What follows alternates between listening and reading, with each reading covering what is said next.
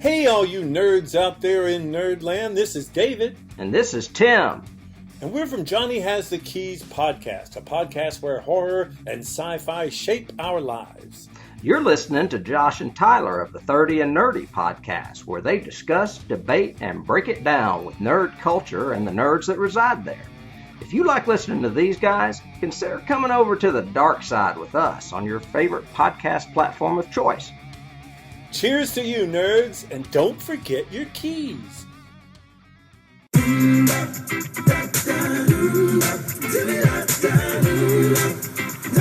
Welcome to the 30 and Nerdy podcast, brought to you by Advertising Expressions, Creative Theater, Akita Express, and Encore Theatrical Company. Visit us online at 30andnerdypodcast.com. Drop us an email at 30andnerdypod@gmail.com. Like us on Facebook, follow us on Instagram and Twitter. Become a patron of the show at patreon.com/30nerdypodcast. Thanks for tuning in.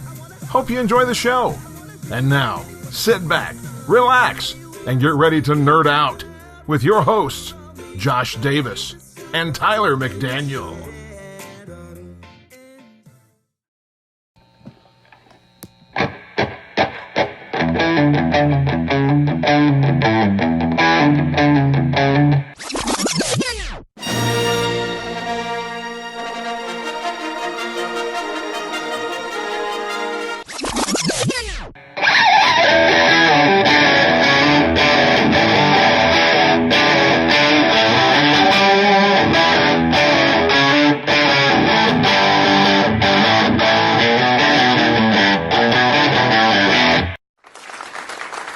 What's up, nerds and nerdettes? This is the podcast where everyone knows your name. Cheers to you. Cheers to ya. I'm Josh. And I'm Tyler, and this is 30 and Nerdy. And we are coming at you from the Fortress of Nerditude with yours truly, the registered nerd practitioner, the founder of Nerdledge, the Nerd-Polian Bonaparte of Morristown, the Mac. And always great to be joined by my co-host, the juicy one, the nerdtorious JLD, the PhD of nerdology, Sergeant Sound Effect himself, Dr. Dave. I just got frightened. Goodness gracious. Well, you make me the bad guy in all our pictures and everything. I always have the red lightsaber, so might as well own up to it. Might as well just make my presence known. Yeah. I mean, lately it's been like I'm the bad guy because, you and Peyton, our friend Peyton, loved the sequel to Force Awakens. You like The Last Jedi a lot more than me. So I felt like the bad guy. Well, maybe it is a give and give. Maybe sometimes you're the bad guy. If the lightsaber fits. It does. I don't know, man. I don't like the red lightsaber in these movies. Too big. Claymore. I don't like it. It's like a claymore sword. I just don't like it. So, as I was saying, thank you so much for joining us tonight, today, this morning, this afternoon, whenever you're listening to us, because you are listening to us on a Wednesday, which means in a matter of hours, we will be seeing the end of the Skywalker Saga. Tomorrow night will be the early showings of... Yes. Maybe instead of me talking, all of my responses should just be sound effects. That could get annoying quick. So as we are talking this movie, keep this in mind. Tomorrow night, I am sure millions and millions of Star Wars nerds across the globe will be seeing the end of the Skywalker Saga, a saga of 9 episodes that has spanned almost half a century. Yeah. And I mean, this is amazing. This is a word of precipice, a nerdcifice, a precipice. No, it won't work. A precipice. That's what we're at, right? We're at a precipice, my friend. A dawning. The end. The two suns are setting. Yeah. On a saga that we, predated us, and we get to see the end of it. Until it makes $2 billion and Disney decides to make more. Another trilogy. Yeah. I honestly, I really hope that they stick to this as the end of the Skywalker Saga. I agree. I don't want, if I get another trilogy, let it be like Knights of the Old Republic or something else, a Yoda trilogy or an Obi-Wan trilogy between 3 and 4. I mean, just don't give us the same Skywalker, because number one, we've seen that, and number two, you told us this was the end. And listen, people, when you see it, be kind. No spoilers, okay? None of that. Absolutely. Watch your memes. Watch your GIFs. Watch your, all that stuff. No Please spoilers. do not spoil it. I mean, be as good at not spoiling this as you were at not spoiling the end game. Yeah. Be kind to your fellow nerds. Have some nerdicate and don't spoil the end of the Skywalker Saga. Well said. Thank you. So tonight we were joined by a special guest. Mm-hmm. Later on, we'll talk to him a little bit more. He is like our Padawan of Positivity. Our own little nerdy heart of gold. The Force is very strong with our guests. Very. If you've listened to the show for a while, a few months ago, we got to sit down with, on the episode of Nerdy Heart of Gold with Peyton Boling, and we heard his life story through his mom. Told us everything that he's been through, and he sat down and talked with us. We talked Marvel, we talked DC, we talked Star Wars, and if you go to our YouTube channel, you can see behind-the-scenes footage of his collections, of which puts anyone's to shame. Oh man, it is incredible. It's absolutely incredible. Yeah, it's like a museum. Yeah, it's intimidating to Star Wars, to even call yourself a Star Wars fan and walk into his fortress of nerditude. Yeah. We will be joined by our friend Peyton Boling later on to discuss what we're talking about. But before that, you can find us on not just the app that you are listening to us now on, but we're also on iTunes, Google Play, Spotify, Stitcher. Basically, wherever you can find a podcast, that's where we're at. You can also find us on Castbox FM. That's where you can stream live podcasts, almost like a radio, basically. Okay. You can create your own radio station, if you will, and it will pop in and out of different podcasts that are favorites of yours. You can find us on podchaser.com, rate us by show and individual episodes. That lets us know what you like and what you don't like. You can follow the conversation as you're listening to this at hashtag 30andnerdypod. That lets us know you're listening. It'll let us know what you think about what we're saying. If you agree, if you disagree, whatever our topic is. But only if you disagree with Tyler, not me. Yeah, sure. If you disagree with me, come on. Yeah. Bring it on, baby. So, what's up, Doc? Well, I've been trying to recover from my third or fourth round of the plague the past few months. I think I'm on the tail end of it now. I've got some antibiotics. Well, luckily, we have recorded twice now that you've been under the weather, and I haven't caught anything. Yeah. So it was definitely, luckily not, contagious. Yeah, as far as I know. It wasn't Ebola. And I went to school. Yeah. I took a half day one day this past week, but the rest of the time I just toughed it out. Yeah. It's almost Christmas break. You'll have 2.5 weeks off, so tough it out now. Just toughing it out. Absolutely. But, I'm starting to recover. Feel a lot better than I felt last week. But, other than that, I'm just really looking forward to this last week of school. Mm-hmm. By the time our dear listeners hear this, I'll have about a day and a half left of school. Mm-hmm. And Christmas break will be here. And we'll see the end of the Skywalker Saga. Yeah. I'm going to be there Thursday at 6 o'clock. Me too. Yes. How convenient. That's crazy, man. It's like it was planned or something. I can't remember the last time, and this isn't a bad thing, but I can't remember the last time that I went to see a movie and it wasn't with you.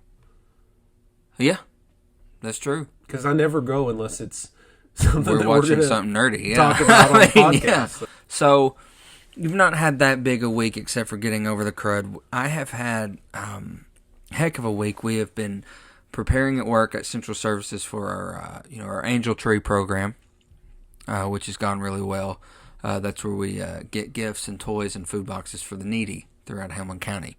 And it was a success due to being extremely busy, and the person who allows me to use the suit for free kind of dropping the ball. I did not get to be Santa this year, which was a letdown and a half. But it made last year a lot more special. Right. So, also, my nephew Colton turned 3, and this past weekend we went to Chuck E. Cheese's for his birthday. You want to hear a sad, sad truth? Sure. I've never been to Chuck E. Cheese. Not once in my entire life. Wow. Yeah. Did you, at least living in Knoxville area, go to Celebration Station? No. Wow. Yeah. And you had to dress up as a tree at Halloween. Oh, don't I need to talk to remind your me. mom. We need to have a discussion with her. That, you know what that makes me feel like? Is it should. Absolutely it should. So we went to Chuck E. Cheese for his birthday, and, I'm sure, Chris and Kelly paid a fortune just to reserve the 2.5 hours that they got to be there. And there were, beside us, 5 other birthday parties with loud children. And, you've got the animatronic music playing, and you've got, video games and kids running all over the place. And it's a racket, man. And not just a racket of noise, it's a money racket. Let me tell you. So, in the package, each kid gets a piece of pizza for the party package. Each kid and their parent gets a piece of pizza. You tell me the last time you were filled up on a piece of pizza. Last time would be never. Not never. So that forces you, as either a parent or as me, who did not get full on one piece of pizza, and the rest of my family to say, well, we're going to have to go get a whole nother one for ourselves. Well, me and Madison, we're going to get the salad bar. A salad bar for one person is $9. And it's this little black styrofoam plate as big as this book right here, which is not even close to as big as a Harry Potter book. You get bigger plates at Ruby Tuesdays. This was like a school cafeteria-sized styrofoam plate for $9. Wow. And so I got a large pizza for me, Peyton, Dad, and Mom to eat. She can't eat pizza because it has cheese on it. Yeah. So she got a salad bar, and I got a salad bar. And 4 drinks. Almost $50. Wow. For that.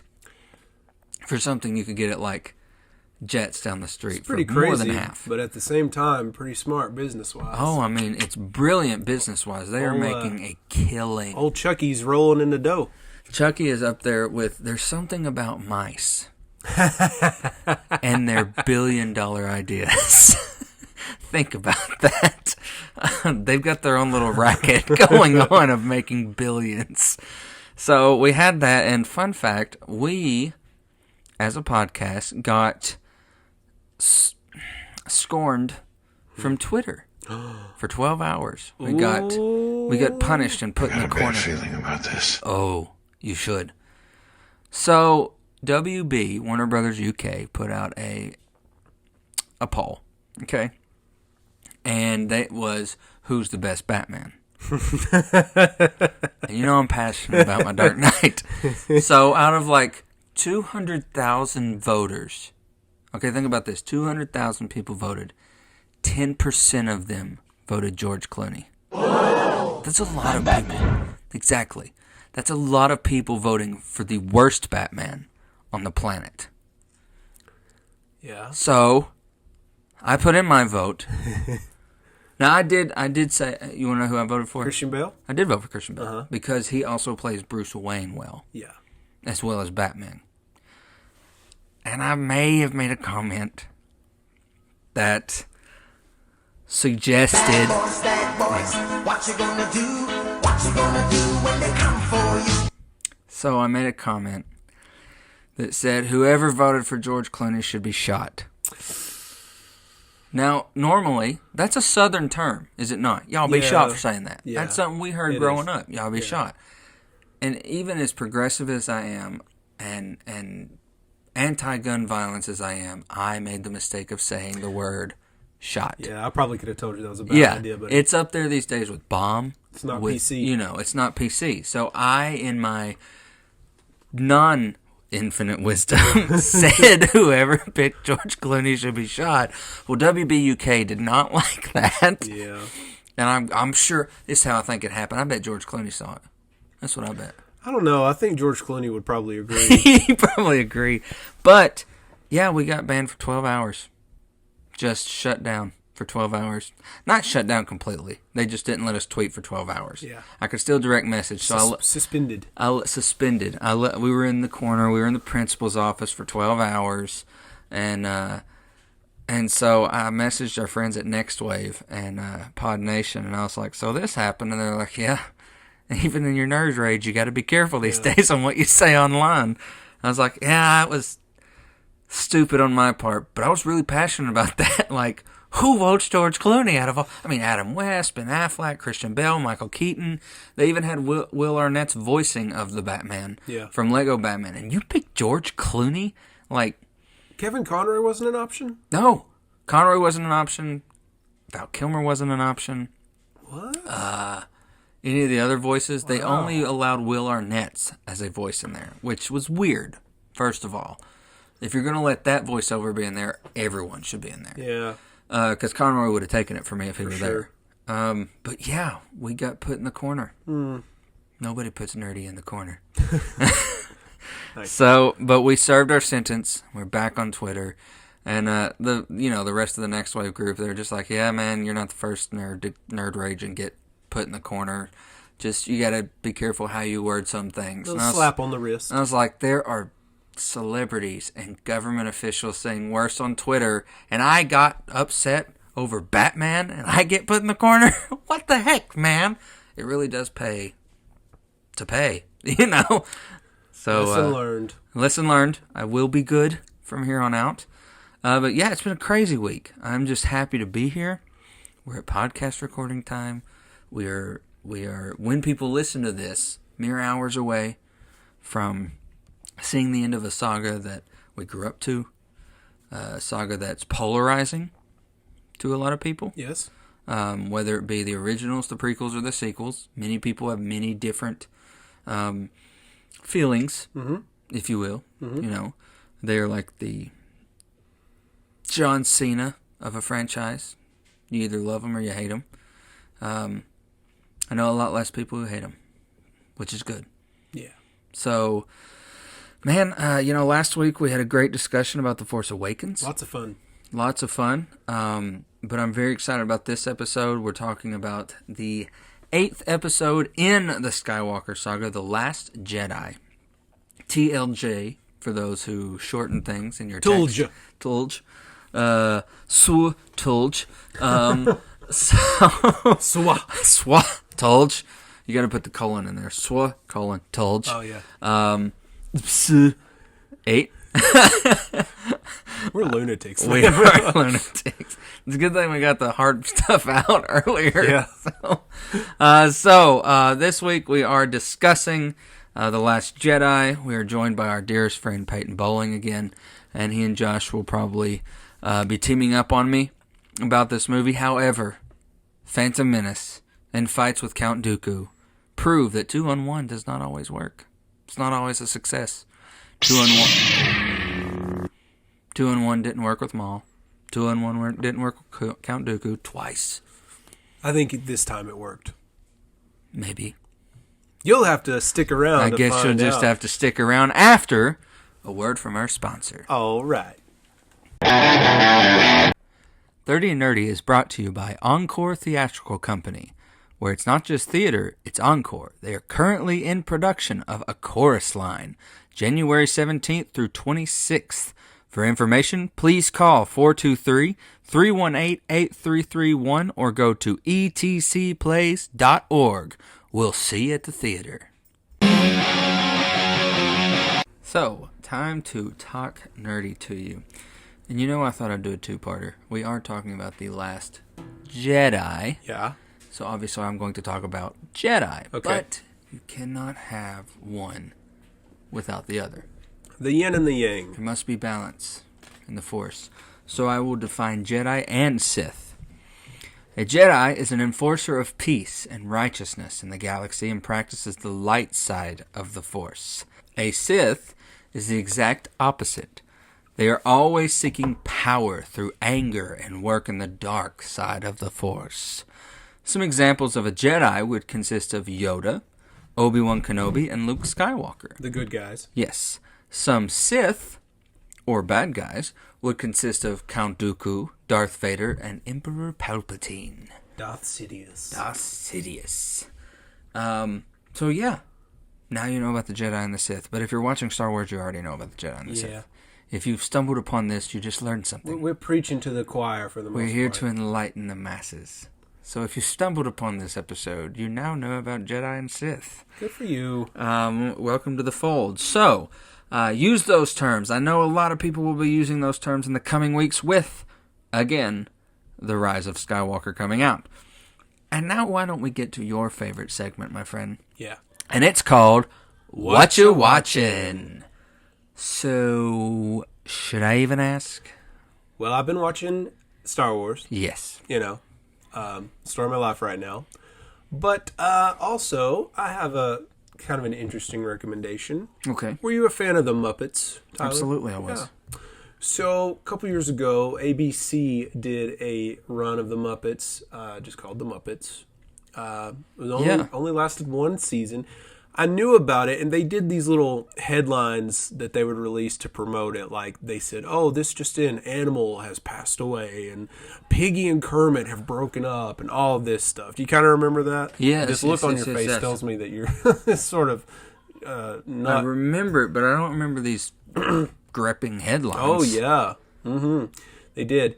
And so I'd always wanted to see it, but it wasn't available unless you bought it on iTunes digitally or something. But now that we have Disney Plus, of course, you can see it. So I've actually watched the entire season already. Not in this past week, over the past couple weeks. Is it kind of like a in 2018 or whatever where they're at? It's actually very similar to The Office. It's like mockumentary, and it interviews the Muppets. They're like real life people. They have dates and they really break up. Oh yeah, most of the show is based on the end of the Muppets. It's based on the conflict on. Okay, so Miss Piggy has her own late night talk show. Oh my god! And Kermit is the producer of the show. So they've broken up, and everybody's walking on eggshells around Piggy, and all the different Muppets have different jobs on the show. It's really good. It's a shame that it only lasted one season. I really enjoyed it, and I highly recommend it to anyone who is a fan of the Muppets. I'm going to have to check that out, because that's like Muppets for adults. Yeah, exactly, yeah. And lots of celebrity guest appearances here and there. Well, naturally, yeah. Check it out. Is Siegel making No, he was not in this. Darn. Sorry. Well, I have been, obviously, we watched The Last Jedi, since that's what we're talking about. This is now my 6th or 7th time watching through. And I have been going back and watching through the Clone Wars series. Yeah. Because I have not seen Rebels. And this is kind of that prequel series to Rebels. So I was like, and plus, I didn't see all of the Clone Wars series when it was on TV, so I would like to see the Clone Wars. I never made it all the way through myself. It's not bad. No, it's not. It's giving, like, Plo Koon is a pretty major character, and you don't know anything about him in the movies. You're just like, oh, there's this weird Jedi with the yellow lightsaber. Yeah. Yellow lightsaber in the games. Green in the show. But canon is only red, blue, and green. I think, and except for Windu. Yeah. Non-canon, he had a yellow lightsaber. So yeah, it's good. I like it. The narrator, who is also the Admiral, has a very it's Star Wars, and oh my gosh. At the beginning of every episode, it kind of makes you think of back in the World War II and stuff. When you go to the movies, you see the news updates. The news updates on the front line. Troops are entering the... Which they hinted at in Captain America. Yes. The first one. They were like, as we catch up with Captain America and the Howling Commandos. But yeah, they do this before every episode, and Yoda's great in it. You get to see him fighting a lot more. Grievous is a main villain. Dooku is, it's weird that you're not hearing, Christopher Lee voicing Dooku, but this guy does well. Yeah. And the way that they've created him and he's very elegant and, still stands straight up, and he's very, he carries himself well. But you get to see more of these characters that we would have liked to have seen in those prequel trilogy. Right. And it's really good. I definitely recommend it if you haven't seen it, and guess where you get to see it? Disney Plus, Disney Plus. Where you can find everything. Where you can find everything. We actually have been watching through the Santa Clauses at night as a family. Good idea. We just finished the second one last night. Dad has taken a liking to Disney Plus. When I am at rehearsals, he just turns on Disney Plus and watches something. Like he watched Noelle without any of us at home, just on his own. He's like, "Have you seen Noelle yet?" And I went, "No." He goes, "It's good. That's awesome. It's funny, man." I mean, he's telling us about it. I'm like, "Dad, spoiler alerts, man. Come on." And he's like, "Oh, well, yeah." For this to be funny, you really have to know my father-in-law, who is like a very serious, no-nonsense kind of guy. He doesn't get caught up in TV and movies and stuff. He doesn't get excited about much. But I log into our Disney Plus account, and we had it put on at their house because Emma stays with them through the week. Yeah. While we're at work, and I log on, and he's created his own profile on our Disney Plus account, and he called himself the Man.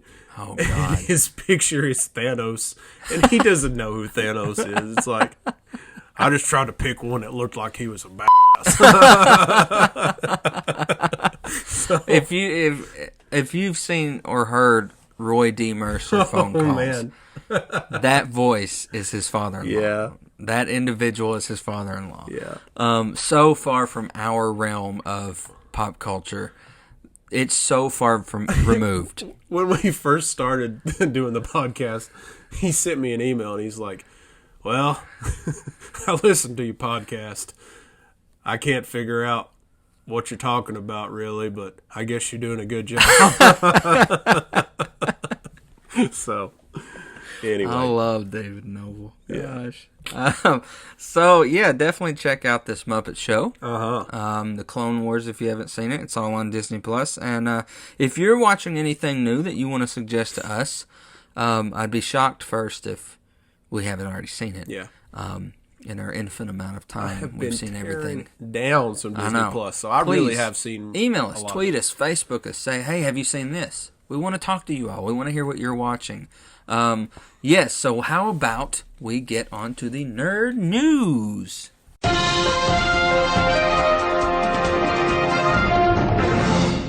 All right. Let's get into a little bit of news. So on May 21st, 2021. Uh-huh. That may be a day where the world actually ends. A black hole opens up. Keanu Reeves will tackle quite possibly his biggest opponent to date. Himself. Wow. WB has announced that Matrix 4 and John Wick 4 will open on the same night. This is like Chuck Norris versus Chuck Norris. Exactly. Keanu's become our generation's Chuck Norris. Yeah. Holy crap. Has this ever happened before? That a person has two big movies that No. At the same time? This is a first. This is insane. I mean, not only are we in the third coming of Keanu Reeves, but, I mean, to take on yourself in the box office, Well, I mean, it helps his chances. my vote is on Keanu Reeves. I'll put money on that. Yeah. That Keanu will win the battle with Keanu. Yeah.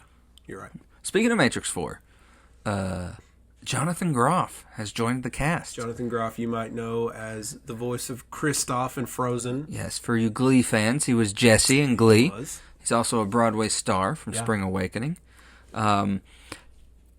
Weird. These castings keep, like, NPH. Neil Patrick Harris is in it. Jonathan Groff is in it. But Neo's back. So, I'm intrigued. Like, these have got me like, wow, where are they going?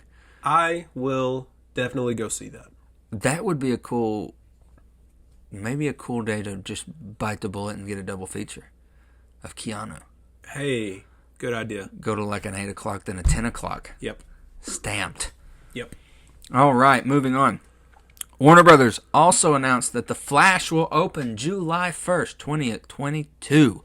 It is being written by Ezra Miller and very famous DC comic book writer Grant Morrison. That's big. The movie will be directed by It and It 2 director Andy Muschietti. Yeah. So it will have some thrilling moments, I'm sure. And this is really interesting, especially because Ezra Miller is also playing The Flash. Right. So Because I feel like that might add some great things because he's kind of like, I am the Flash. Yeah. So I want to write from my strengths. I agree. And he's a fan of the Flash, too. Moving on, Marvel Television has finally been shut down and completely consolidated into Marvel Studios under Kevin Feige himself. Yeah. This is partly due, of course, to Disney Plus now being the vehicle that Marvel will release all of its new television shows. Smart. Don't have too many irons in the fire.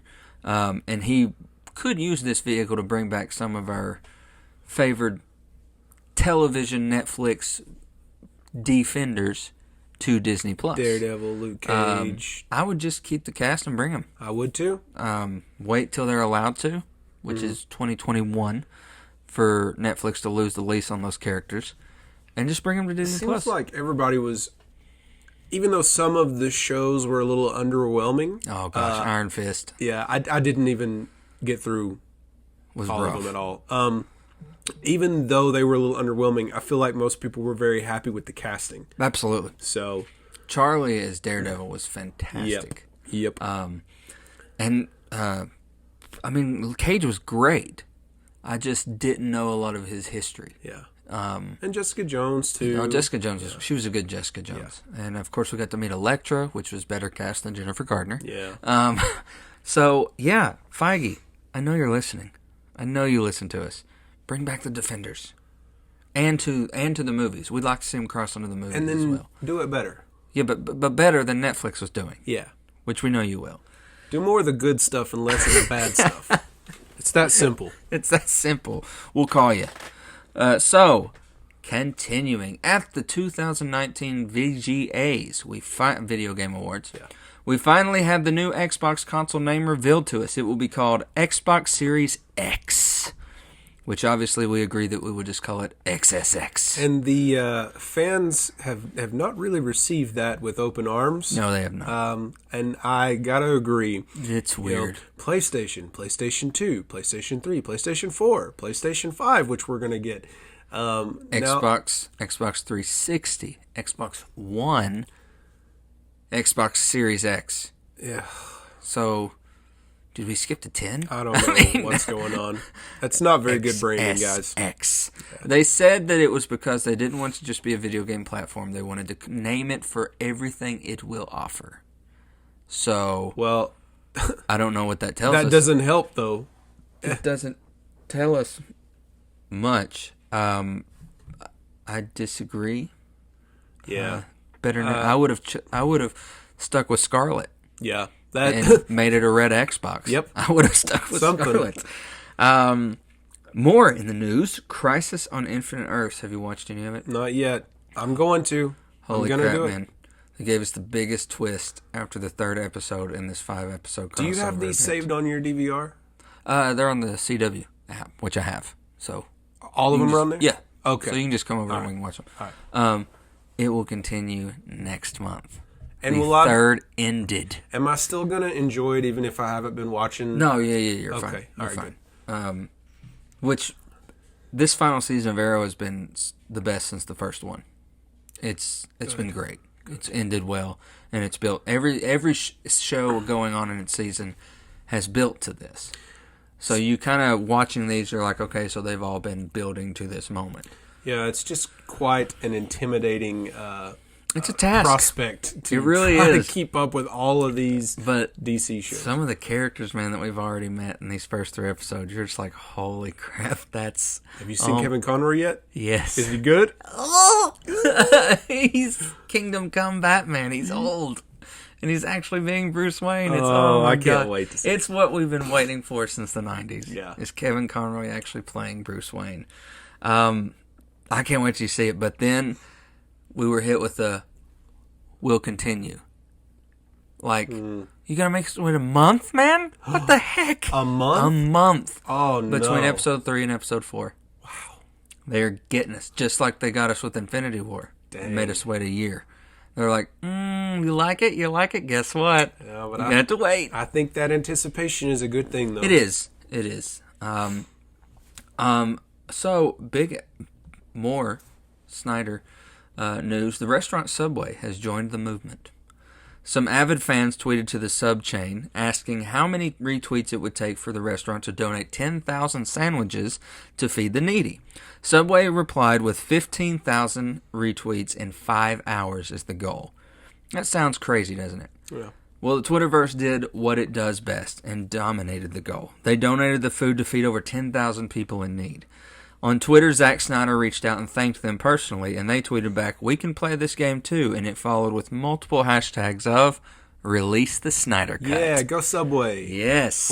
For both of those things that you just Yes, absolutely. Definitely the feeding the needy, but also the Snyder Cut. I'm a firm believer that if you have the ability to do something positive, you need to do it. With your It platform. is your responsibility. Absolutely. Spider-Man tells us with great power comes great responsibility. Yes, absolutely. I truly take that to heart. So great job, Subway. Thank you. And also, if you have the ability to convince people to give release us the more Snyder nerd Cut. stuff, Yes. then you Absolutely. should do that as well. Absolutely. Final piece of news. Time's Businessman of the Year and Disney CEO Bob Iger has arranged a sit-down with Martin Scorsese to discuss the comments he made recently. Iger told Time magazine Martin's comments were nasty to those who make the films and those who enjoy the films. If he wants to be in the business of, quote-unquote, taking risks in the industry, power to him. That does not mean what we are doing is not art. Yeah. Couldn't agree more. I gotta tell you, I really was offended. I was by completely those remarks offended. because these movies mean a lot to me, and Absolutely. they've been super successful. They have latched on to viewers who would never be interested in things like this. Absolutely. You know, Like we talked about, nobody knew who the Guardians were. right? And so many people after the conclusion of Endgame felt that so hard. That's what it's all about. Yeah. If you feel something, then this movie has done its job. I mean, I'm sorry not that the entire planet isn't into overplayed mafia drama. Right. Not everyone can love mafia. I mean, I do like the I genre. do too. And there's an audience for that for sure. There is. But that doesn't make an audience for something else mean less. Was I excited to see that Joe Pesci came out of retirement to do a movie with Pacino and De Niro again? Absolutely. Right. But I wouldn't down the fact that, it's straight to Netflix. Good for you. I would never down that because Netflix is doing That's a big deal. That's a great deal. Yeah. But I would the future, too. I would never dog a fan of that. I would never just be like, well, yours doesn't make me feel the same thing that, Endgame did. Or the first time I watched Superman fly across a screen as a kid. At the risk of sounding a little melodramatic, I think he should be ashamed of what he said. Truly. Absolutely. Like I said, it was offensive. Absolutely. Because these movies mean so much to so many people. I mean... And just because you've been successful in what you've done doesn't mean that, this isn't successful. Yeah, and that your opinion is the end-all, be-all on what constitutes as good cinema. Absolutely. And while we're at it, Jennifer Aniston, same goes to you. Yeah. What have you done that makes you the be-all, end-all? I mean, Friends? Good for and you. I love Friends. And I've been watching Friends here lately. Yeah. Because Before you lose it? Yeah, I'm Before losing you it on lose it off January Netflix. 1st. But same thing to you. Absolutely. I mean, and that just goes to anything and everything. I mean, we have done community theater here as long as possible, but neither one of us would never, we might not have agreed with the draw of one show or a certain casting, but not once would we ever go on record publicly and say, this was terrible, or this is bad theater, or this is, because who are we? Yeah. I mean, so... Good for you, Iger. Yeah. So, that, ladies and gentlemen, is the end of your nerd news. 30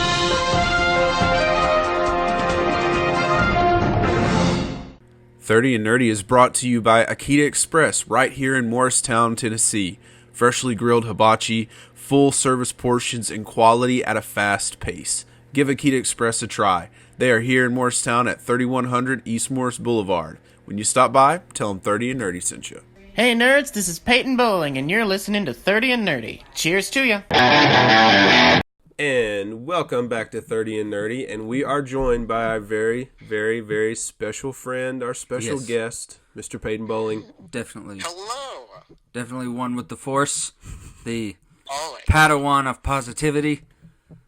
That's a good one. Our own little nerdy heart of gold.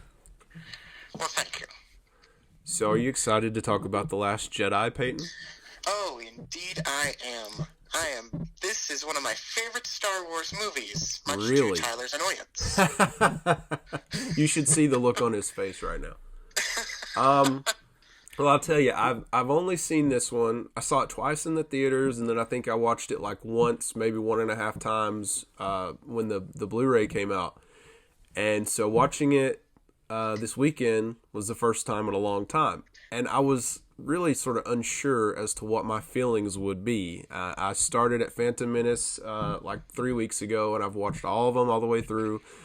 And my feelings really haven't changed that much. I'm still okay with it. I tried to look at it with a much more critical eye, and I can see where some people say, you know, this part was weak or that part was weak or whatever. Sure, I can see that, but as far as I'm concerned, it's still a lot better than the Phantom Menace. Still agree with that, too. Tyler? I mean, yeah. All right. Phantom Menace is down there with the Christmas special. Ooh. Well, So I still agree with that. right off the bat, we have something we agree with. All right, so so at the end of this, we're gonna maybe discuss some of the issues that Tyler has, and Peyton and I will try to defend as best we We will can. succeed. Try not. Do or do not. There is no try. Spoken like a true Jedi. So we'll sort of defend, especially you. I think there's some things I may have to concede to Tyler. To concede to the dark side a little bit, but we'll see when we get there. Also, when we're done with that, I have a little challenge, a little game for Peyton. It's going to be a lot of fun, and I have a challenge for Tyler as well, which he doesn't know about. It's going to be very difficult for him. Okay. But he's going to be able to rise above the dark side, above this dark energy, and he's going to be able to do it. I know it. I can sense it. All right, so shall we begin? Yeah. All right, the last. So I think Tyler has some info here about The Last Jedi Before we that get he'd into the like to share. synopsis, just a little info. Star Wars Episode 8, The Last Jedi, is the 2017 film directed by, how do you pronounce his name? Ryan or Rian? Ryan? Ryan? Yes. Well, he needs to spell it like Ryan. Ryan Johnson. It is the 8th episode in the 9-episode Skywalker Saga. It is the first post-mortem movie of our own Princess Carrie Fisher. Oh, The film was dedicated to her, and we all had that very sentimental moment at the end. When all was said and done, it grossed over $1.3 billion worldwide, becoming the highest-grossing film of 2017. The 7th highest ever grossing film in North America, and the 9th highest grossing film of all time during its theatrical run. It is also the 2nd highest grossing Star Wars film and turned a net profit of over $417 million. The film received positive reviews with praise for its ensemble cast, musical score, and visual effects, action sequences, and emotional weight. The film received 4 nominations at the 90th Academy Awards, including Best Original Score and Best Visual Effects, which it won 2 years previous. Same thing. The final chapter of the Skywalker Saga will release in a matter of, well, when you're listening to this, hours. Yeah, so people are going to be listening to this on Wednesday, and the last movie will come out technically on Friday, but there's early releases on Thursday. Yes. I'm seeing it Thursday. Yes, Yeah, we'll be there. Are we going to be at the same theater? Are you coming to Morristown, Peyton? I am going to the Pinnacle IMAX. I'm seeing this one Gotcha. with the biggest screen ever. screen ever. Yeah. If it goes well, I may do that for my second, for the second run. time. And I was telling him the other day, Peyton, that this saga, this Skywalker Saga, has panned almost a century at this point. Think about half that. a century. Half a century, sorry. Almost half a It has been century almost half a century. at this point, and it all started with a dream from good old George Lucas himself, and now here we are half a century later, and we're seeing it finally end. It's especially crazy if you think about all of the struggles that George Lucas went through just to get the first movie made, and now It's true. to see all the success that's Yeah. come along with that, it's just like... I think it's crazy, like all the Starkiller references. Yeah. Because that was originally Luke's name. Luke was supposed to be Starkiller. I think it was the right choice because Starkiller definitely sounds like a bad guy name, and so to name the base Starkiller, and they originally thought of a female lead that early on. Did you know that? I don't think I knew that. Yeah. If you're listening, check out Johnny Has the Keys Star Wars episode. They break down and you should hear the list of people who were up for Han. No, I did hear all that. Good Lord. Yeah. Good Lord. There were like 19 people. Everything just sort of fell into place and worked out the way it was supposed to. Though. Yeah. That's part of the magic of Star Wars. Yeah, and just how being at the right place at the right time can really launch you. Or, I mean, there are some Star Wars stars who this was it for them. I mean, after Star Wars, we didn't see Carrie Fisher in a whole lot. Aside from Star Wars. Or Mark Hamill. He only did the voice of the Joker, really. He did the trickster in the 90s movie of The Flash. Let's not forget that he was also Fire Lord Ozai in Avatar: The Last Airbender. He was. And he was also in one Jay and Silent Bob movie. Played a character we will not discuss. That's right. We won't say his name. But yeah, it launched a lot of careers that today we call them these massive megastars. But, without this movie, a lot of people we watch on screen today probably wouldn't have made it as soon or even at all. That's true. So that's what this saga, this franchise has brought a lot of us. And it's really been a great escape for a lot of us. Especially me. Right? Absolutely. Right? And we talked about that when we got to sit down with you a few months ago, how much of a positive impact being a Jedi was for you during all of your hardships. And I'm trying not to be the Sith of all of this. I really am trying not to be. But I know, I mean, you would, in all of our promotions, for some reason, Josh has the red lightsaber, and I'm like, I'm the one who needs the red lightsaber. I don't know why I keep getting the green one. Yeah, we'll take that up with the people who edit our pictures. Yeah, we'll call them. We'll talk to them. I'm looking at him right now. We'll give him a call. So what do you say we go through a little synopsis, and we will stop here and there and discuss kind of thoughts on what we've read and maybe some feelings we had while watching this take place on screen. Excellent. Sure. So, you want me to go first, JD, or you want to go? You go ahead and start. All right. So, shortly after the destruction of Star Killer Base, General Leia Organa leads the evacuation of Resistance forces from Dakar. When a First Order fleet arrives, against Leia's orders, Poe Dameron leads a costly counterattack that destroys a First Order dreadnought. The remaining Resistance escapes into hyperspace, but the First Order uses a device to track them and attacks again. Kylo Ren hesitates to fire on the lead Resistance ship after sensing his mother Leia's presence. But his wingmen destroy the bridge, killing most of the Resistance leaders. Leia is dragged into space, but survives by using the Force. While Leia recovers, Vice Admiral Amelin Holdo assumes command of the Resistance. Running low on fuel, the remaining fleet is pursued by the First Order. So we had a lot of action opening this. A lot. We did. What were your thoughts on, I guess, Poe's actions? Because he was really renegade here. Well, for one, it's an awesome action sequence, but if you look closely, he's obviously ignoring orders, he's not doing what he's supposed to be told, and he thinks he's doing it for the right reasons, and he thinks that he wants to take out this dreadnought, and he thinks, oh, we can do this. Mm-hmm. But if you'll notice, at the end of the battle, General Organa looks down at her charts and sees that they've lost all of their bombers and most of their fighters. Yeah. It really shows the cost of war, and they could have gotten out of there, like she said, after he took out the main guns on the dreadnought. But he sort of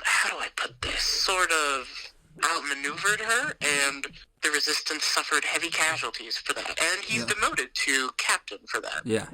And he never really seemed to be remorseful for that. He still believed that what he did was the right call. Well, out of all of the Resistance, one would almost say that he's the rogue one. Aha! Reference! So, a couple fun things about this first little section. I don't know the actress's name, but she played Lysa Arryn in Game of Thrones, Cat Stark's sister, the one that was all crazy. And, Yeah. Okay. Oh. So she was one of those First Order officers there. Yet again, That was her? That was her. Yeah. That was her. Oh my gosh. Yeah. And they are spread throughout the entire trilogy. Random Game of Thrones people. Yeah. Especially in the first one. Yeah, in the first one. I really like the General Hugs thing when he's like, "Oh, I'm trying to get a message to General Hugs" and all that. It was funny, but at the same time, it did feel a little bit weird to have Yo Mama jokes in Star Wars. You know, A little, but, you know, there were some odd things in A New Hope. I was watching A New Hope last week, and there were a couple of things that just seemed a little out of place with joke-wise. I can't think, I know I'm great at this, but I can't think of an actual, like, example, but there were some things that felt like, yeah, well, we didn't need that, but, you know, it's become classic now. the only thing that I can think of is like, can somebody get this walking carpet out of my way? I mean, that's still vastly different than a Yo Mama joke. Yeah. What is it he says? Sure. He's like, General Leia has an important a message for General Hugs about his mother. About His mother, yes. You know, it made me laugh, but at the same time, I was like, It just felt very... that's weird. It felt very Iron Man. And I didn't feel like it really belonged in Star Wars. It almost felt as forced as... no pun intended. As forced as 3PO's dialogue in Attack of the Clones. It felt that forced. Gosh, like, no, oh, I'm not beside at all. myself. I don't think it's no. that bad, but No. bad. Not at all. See, the Poe's joke, despite the fact that it was a Yo Mama joke, was still funny. C-3PO Right. saying, "Oh, I'm beside myself," was ridiculous and not funny at all. That's the difference. That's my opinion. that actually made me laugh a little, sorry. So how about Kylo Ren hesitating to pull the trigger on the ship there? That is one of my favorite moments of that film because it really shows. This whole movie is about Kylo Ren letting go of the past and how he needs to forget everything to become, the big bad guy. And it really shows that he has a connection still to his mother. He was able to kill his dad pretty easily. Rest in peace, Han Solo. Being a But- dad, you know. It was a big, spear, lightsaber through the heart. But with Leia, it feels like he has more of a, like, can I really do this? Do you feel like it makes Han's death mean less now that Kylo is hesitating and he's not full-on baddie? Because my expectation was, after killing Han, he's going to show up in Last Jedi and he's going to be like the, Vader. yeah, he's going to be like the ultimate bad guy after what we saw him do. But it wasn't quite enough. It seemed... I think Ryan Johnson was going for showing us that maybe, just maybe, Kylo Ren still has some Ben Solo left Right, inside. I agree. But I don't think... That Skywalker blood, But it's at the strong. same time- Even Vader was redeemed. I don't think you can... I don't think I want redemption for Kylo after Han. Like me as a fan, not just as a Han Solo fan, but as, okay, he killed him. I don't want some big happy ending at the end of this, like, oh, Ben, you're back, and, well, where's Dad? Well, guess what? You killed him. But that's okay. That's okay. You were having a bad day. So I don't want redemption for him. I want him to die. I don't know what I the want end. yet. I haven't decided. Because that I was still don't know what I want. that was definitely a New Hope like moment where after Vader kills Obi-Wan, you're like, okay, bad guy, gotta kill him. You also have to look, though, that Vader, even in the comics and the books and Rogue One, he does many, many horrible things and kills, I think his kill count in canon is somewhere around 10,000. Jeez. And even at the end, he's redeemed, and in the books, they sort of go on and tell, Leia did not care that he was redeemed. She still saw him as something horrid and something that needed to be killed. And it still it sort of shows that we all can do bad, but who's to say that we can't come back and do good? True. Valid point. And so I know that we wanted to save the issues for later and for us to defend them and everything, but I just want to briefly talk about the Princess Leia moment, okay? Tyler and I were in the theater together, and I give him a hard time about this all the time because he rags on the movie so much, but I was with him, and his reactions, the initial time we saw it, he was... he had a very emotional reaction to Princess Leia in this moment, and so did I. We all did. Everybody had a big reaction when we thought Princess Leia was dead. We see this ship blow up around her, and I thought, okay, she's done. And this was several weeks after Carrie Fisher had died. It was very, very recent. And so then we see her floating out there, and there's this big controversial moment where she sort of does the little Mary Poppins thing and flies into the ship, okay? Yeah. I don't have a problem with it. Did it look a little silly? Maybe I could say that. Yeah, okay, you can argue that. It looked a little bit silly. But the premise of it is not that ridiculous, okay? Not at all. In fact, many times in canon, there have been beings on the outsides of ships, especially humans. Like, for instance, in the Rebels series, Kanan is thrown out into space for about 30 seconds. Okay, sure. But if I'm a general audience member who has not seen the Rebels show, how do I defend it then? Okay? Because I haven't seen all of Rebels, so I don't even know that specific reference you're talking about. But, okay, Leia is strong with the Force, okay? Even though we never see her with a lightsaber and all that stuff, she literally is a space wizard, okay? She has powers far beyond a normal human. It's not so unreasonable to think that she can, especially her instinct was to reach out and pull herself into the ship. And nobody had a problem in Guardians of the Galaxy when Star-Lord and Gamora shared the little breather mask thing, and they were floating around in space, and they survived. Nobody had a problem with that. Why is it so ridiculous in Star Wars when someone who actually has supernatural powers to be able to survive that? I don't understand the issue. Well, we found out that Star-Lord is part alien. Okay, well, that's a valid point, too. His dad is Ego. What about Yondu? He did it, too. He survived for a long time, but not right away.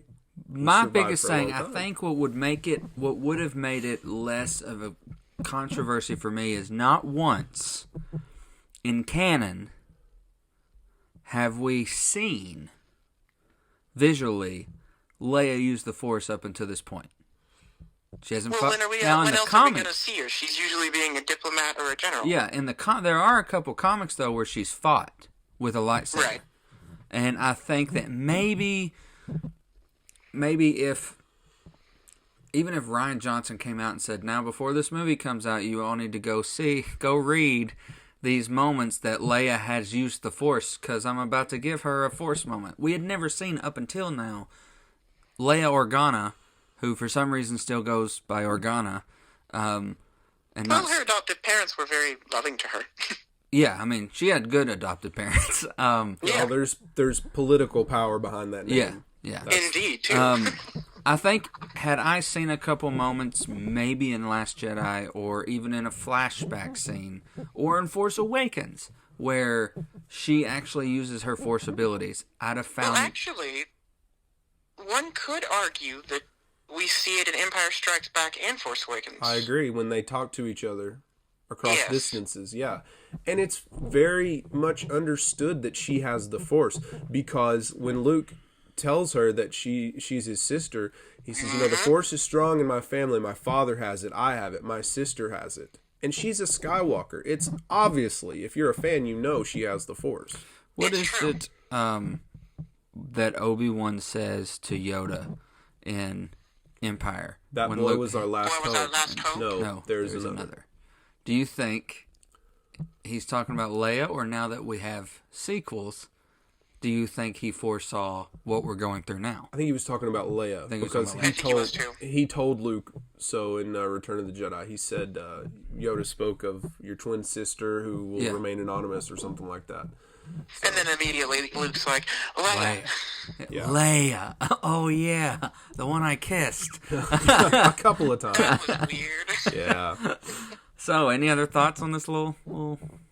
All right, well, shall we move on? All right, let's move on. So next we have Rey, having traveled to Ahch-To with Chewbacca and R2-D2 aboard the Millennium Falcon, attempts to recruit Luke Skywalker to the Resistance.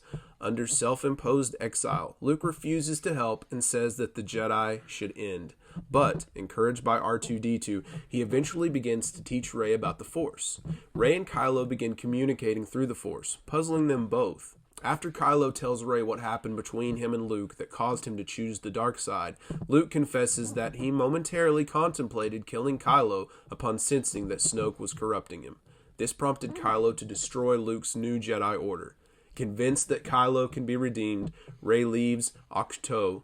Luke prepares to burn the Jedi Library, but hesitates. Luke's teacher Yoda appears as a spirit, destroys the library by summoning a bolt of lightning, and encourages Luke to learn from his failure. I popped so big when Yoda showed up the first time I saw it. I thought that was just such a wonderful moment.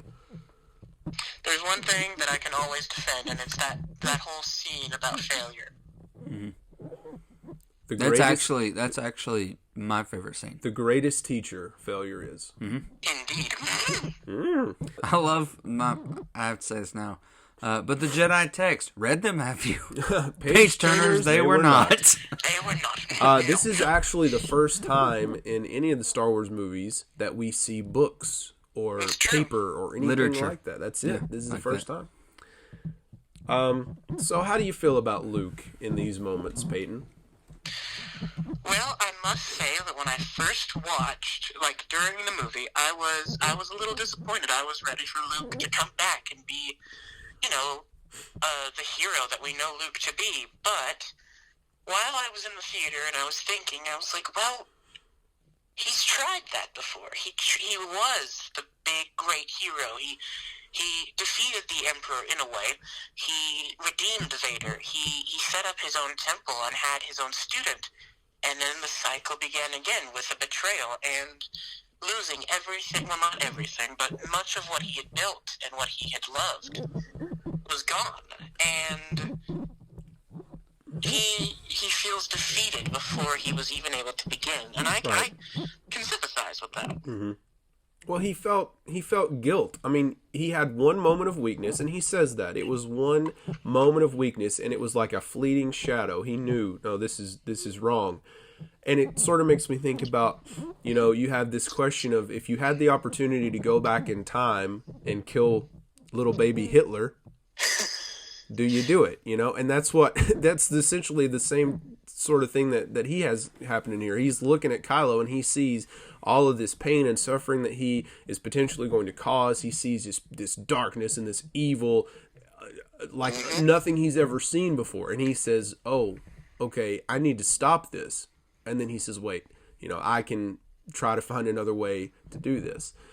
So I don't take issue with this moment in Luke's story. Neither do I. And yeah, he's not the hero that we used to know, but I think that this moment of weakness has really done a big number on Luke, and this failure has hit him really hard. I mean, here he was going to save the Jedi and start a new order, and all of that's over with now. He failed. Things don't always work out as you planned. Right. I think what I wanted, what I was looking for when I read the, that opening script and they talk about Luke going into exile, I was expecting an Obi-Wan exile. Like, still present, still watching. Right. But this was more, to me, it was more of like a, oh man, I failed once. Screw it, I'm done with everybody. Exile, like, almost like a tantrum exile / I'm never doing anything again. Where Obi-Wan was like, I'm in exile, but I'm still training, and I'm watching Luke. I'm watching over him because now he's the chosen one. What was there for Luke to do, though? I mean, like, there was no one for him to watch over. There was no hope. That's what I was going to say. Obi-Wan had purpose. Luke has none now. I mean, Obi-Wan did fail, and he admits that. He says, I failed, Anakin. You know, this was a great loss. Obviously, all the Jedi, for the most part, are dead or scattered or whatever. But he still has this hope of Luke, and he has a purpose here to watch him and train him. Yeah. I think a big thing about it is, you know, Luke went from being the new hope to now there's no hope. Right. And I hated that. Yeah. I just didn't like that about his art. In the end, he finds his hope again.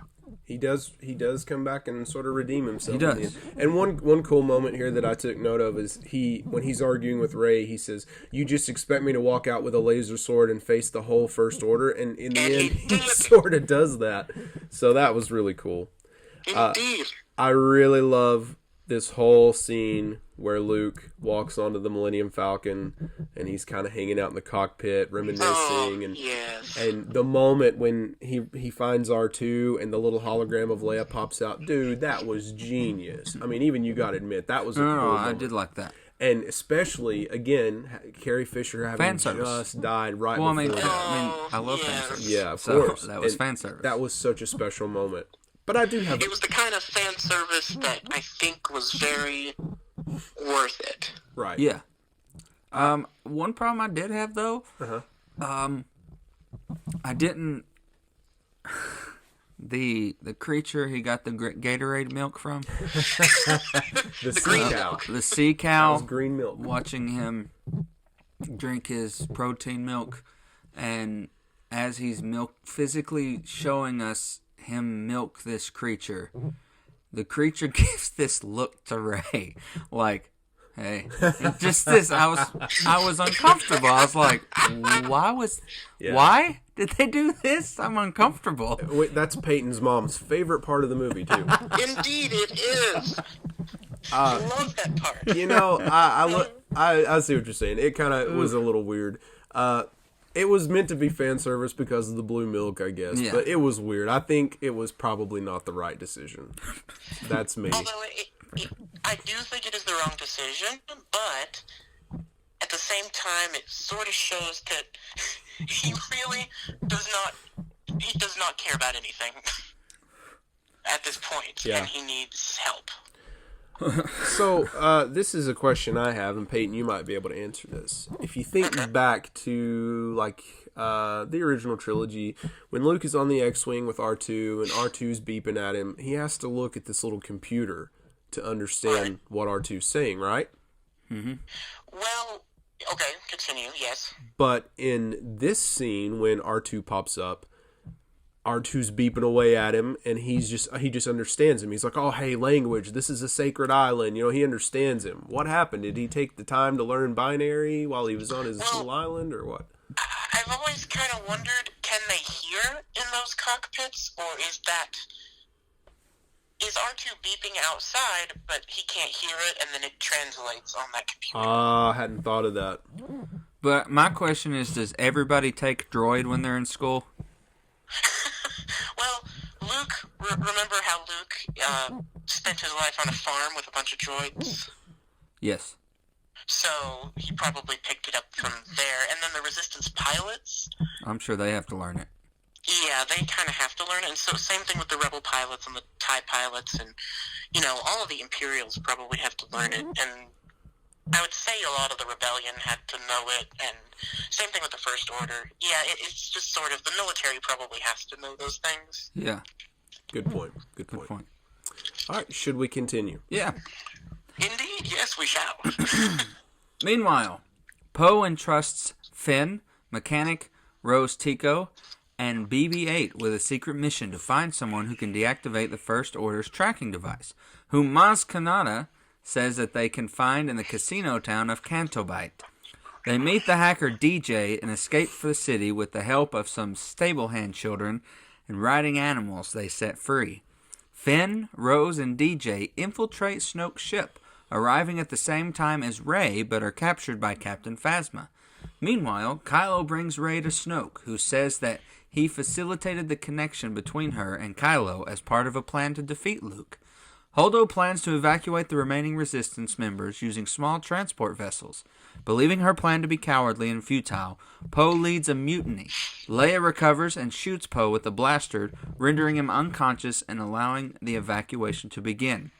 Holdo remains on the ship as a decoy to mislead Snoke's fleet as the others flee to abandon base on Crate.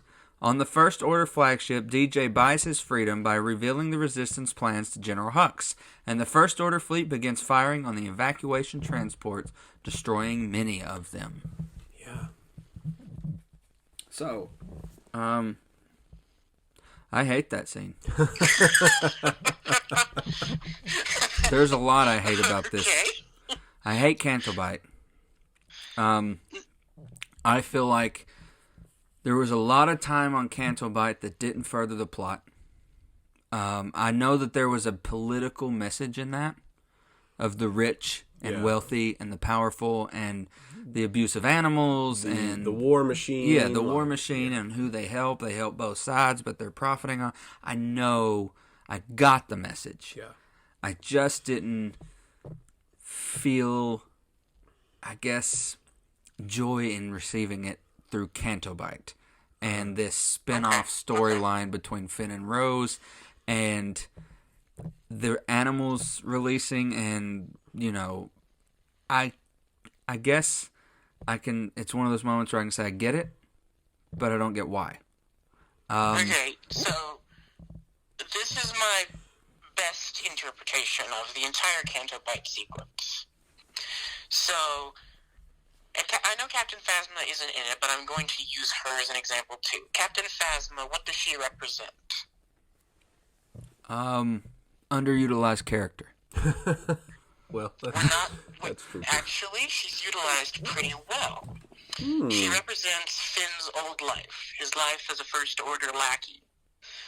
What does Rose represent? Resistance and fighting against the big machine. She represents exactly. She represents the naivety of, oh, we can do this, we can win. And Finn doesn't like either of those options. So who does he turn to? DJ. DJ represents not picking a side. But at the same time, he's like, wow, I could live pretty well if I was like DJ. But then at the same time, when DJ sells them out, it shows that really in any conflict, any sort of political decisions, any type of thing, you do have to pick a side. Interesting. I see that. I also gotta say though, I did not love Rose at all. I just was sort of just unimpressed with her. I just didn't. Well, she just kind of popped up. Yeah. And I don't like this idea of Finn trying to run away from Twice. Yeah, because in both movies. Is that any different from what he did in The Force Awakens? That's what I'm saying. He's now tried to run away twice. Yeah, but at this point though, he has such a strong bond and friendship with Rey and with Poe. But remember, wants to get the tracker device. He has the tracker device, and he wants to get far away so that Rey can survive. Okay. Yeah. Because he believes that if she goes back to the Resistance, she's dead. Yes, that's true. Yeah, I see everything that you're saying. I gotta say though, I feel like I wanted to see a lot more Captain Phasma. Oh gosh. Especially, and I have to say, the Canto Bight sequence, it's not the most well executed sequence that has ever been in Star Wars. No, I think that the biggest part of it is, in Star Wars, we got to see new planets, new, worlds, system, whatever you want to say. We've never seen a casino type deal before. Yeah. So that was sort of an interesting idea. I don't have a problem with that, but yeah, I don't know. I wasn't crazy about that whole sequence myself. Fun fact, did you know the little drunk alien that puts the coins in BB-8? That's Mark Hamill. Mark Hamill. Yeah. Man, let's talk a little about Kylo and Rey. Yeah. Let's talk about this. So, Bow, chicka, bow, wow. really? I think there might be something there. So you think there's no they're not siblings? Oh, I don't think that. She's a solo. Well, but at the same time, people thought that about Luke and Leia, and then, that was very wrong. So, maybe. I think it's possible. I think they've done a good job of making us wonder, like, what it's going to be. Yeah. And I know that a lot of people, I think, I was reading this, I think it was Kevin Smith was talking about how part of the reason that people hate The Last Jedi so much is because they had all these expectations. They wanted these questions answered. They wanted to know this. They wanted to know that. And it just didn't happen yet. And look, I'm okay with that because the argument that I keep trying to give to this is that it's not over yet. We still have another movie. Exactly. After we see this third one, it could totally change the way that people perceive The Last Jedi. And I really hope that it does because, I'm sorry, The Last Jedi is not as bad as everybody makes it out to be. Thank you. Is it the best Star Wars movie that we've ever had? No, absolutely not. I would say, like we said, Phantom Menace is probably the bottom of the barrel. And then Last Attack Jedi of is... the Clones for me. Oh, really? Yes. Interesting. Interesting. I could stomach Attack of the Clones is a better lot than... of waiting for that whole Attack of the Clones. It's it's hard for me to really rank the sequels and the prequels because the prequels have Hayden Christensen, and I loathe Hayden Christensen. He does a pretty good job in Revenge. Whoa! It's not as bad as everyone thinks. Loathe entirely. Yeah, I can't stand him. I think he's the worst. I hadn't watched the prequels in several years, Peyton, and I went back and watched them a couple weeks ago or so. And for the most part, I really did enjoy watching it because it's Star Wars. I got lightsabers, I got space battles, I got and they're familiar, so it was like an old friend, and I loved that aspect. But every time Hayden Christensen had this big emotional moment, I'm just sitting here like, Obi-Wan. oh. He's holding me back. Yeah, and I didn't... Every time that he and Natalie Portman had a scene together, I thought both of them were terrible. And I love Natalie Portman, right? But for some reason, this movie, or all those movies, I thought she was just weak. And I didn't believe that they were in love. And I know I'm getting off into a tangent about the prequels, but... There's just three things I have to say about the prequels. Okay. The first thing I have to say is, can we all agree that Ewan McGregor was pretty good? Yes. Absolutely. Okay. And two, can we all agree we hate Jar Jar? Yes. Yes. Okay. And then three, this is the last thing. I don't like sand. It's coarse and rough, Gets everywhere. irritating. It gets everywhere. Everywhere. And how about number 4? Darth Maul could have been so much cooler. Darth Maul could have been underutilized. More, but they did bring him back for Clone Wars. Underutilized. Yeah. It's true. And back to the original point of all this, that's how I feel about Phasma as well. I mean, she looks so cool. And it's Brienne of Tarth. Yeah. And she kind of got the Boba Fett treatment twice. Hey, no knocking Boba Fett. I'm not knocking Boba Fett. We here at the show feel that Boba Fett was underutilized and given the shaft. Boba Fett was so cool, though. So and cool. what did he do, really, in the prequels? We didn't get to see a lot of Boba Fett. We barely got to see him in action. That's what I mean by that. Don't get it twisted, everybody. I love me some Boba Fett. Oh, gosh, yes. Absolutely. I'm wearing a Boba Fett shirt currently. I like it. Well, I'm wearing Empire Strikes Back pajamas, but there's no Boba Fett. I'm wearing R2. But one day I'm going to have to show you my Fett Funko Pop collection. I've got almost all of them. See that. Yeah. Yeah. So, but that's what I mean about that. Like, Phasma looks so cool, and we've never had a female villain before, I don't think. Wait a minute. Wait a minute. Have we not? Wait, hold on. Not like that, no. We did have Zam Lassell, but that's not saying much. She was in 10 minutes of the movie, though. I think less. But at the same time, I get the fact that this is a very, very, very large universe. You've only got so much time in each movie, and each character has to, fulfill their little piece of the puzzle. So I get it. I just wish that we had seen But you know more what? from her. It's just not over yet. And we could see Phasma come back with a burnt face. It's over for her. We don't know that. We can see a body. Is kaput. Yeah, we'll see. But anyway. So let's get back to Rey and we'll have Kylo. an entire Lord. month on the prequels that we'll bring you back for too, buddy. Yeah. So, okay. Can't wait. A couple of clues here.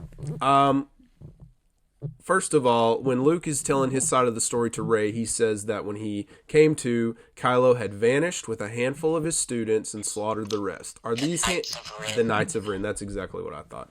When are we going to get to see him, The next movie. aside from a vision? Oh, Next movie. yeah. They've released a whole line of pops of For all the the Knights? Knights. So yeah, we'll look, get to see these exclusive to former. each retailer. So we'll get to see these former. I'm handing him one right now. I've got the Knight of Ren with the long axe. So these are former That one students. is my Yes. favorite. These are former students of Luke. And they follow Kylo because I assume him being the blood of Darth Vader, they think, it's going to be This a good is the move guy for I them. want to hang with. Right. I mean, wouldn't you? Yeah. Yeah. Well, no. I'd rather be with Vader.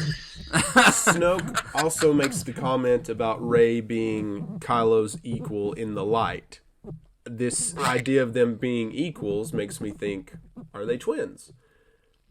And, Which would be pulling from the book and we know that a little bit. Snoke claims that he was the one that made the connection with them so that they could talk to each other across the distances, But the only other time we've seen that was Luke and Leia, who were connected because they were twins. True. Skyping through the galaxy. Space Skyping. Space Force Skyping. Skyping. So I think there's so many clues that lead us to believe that Rey is Han and Leia's daughter.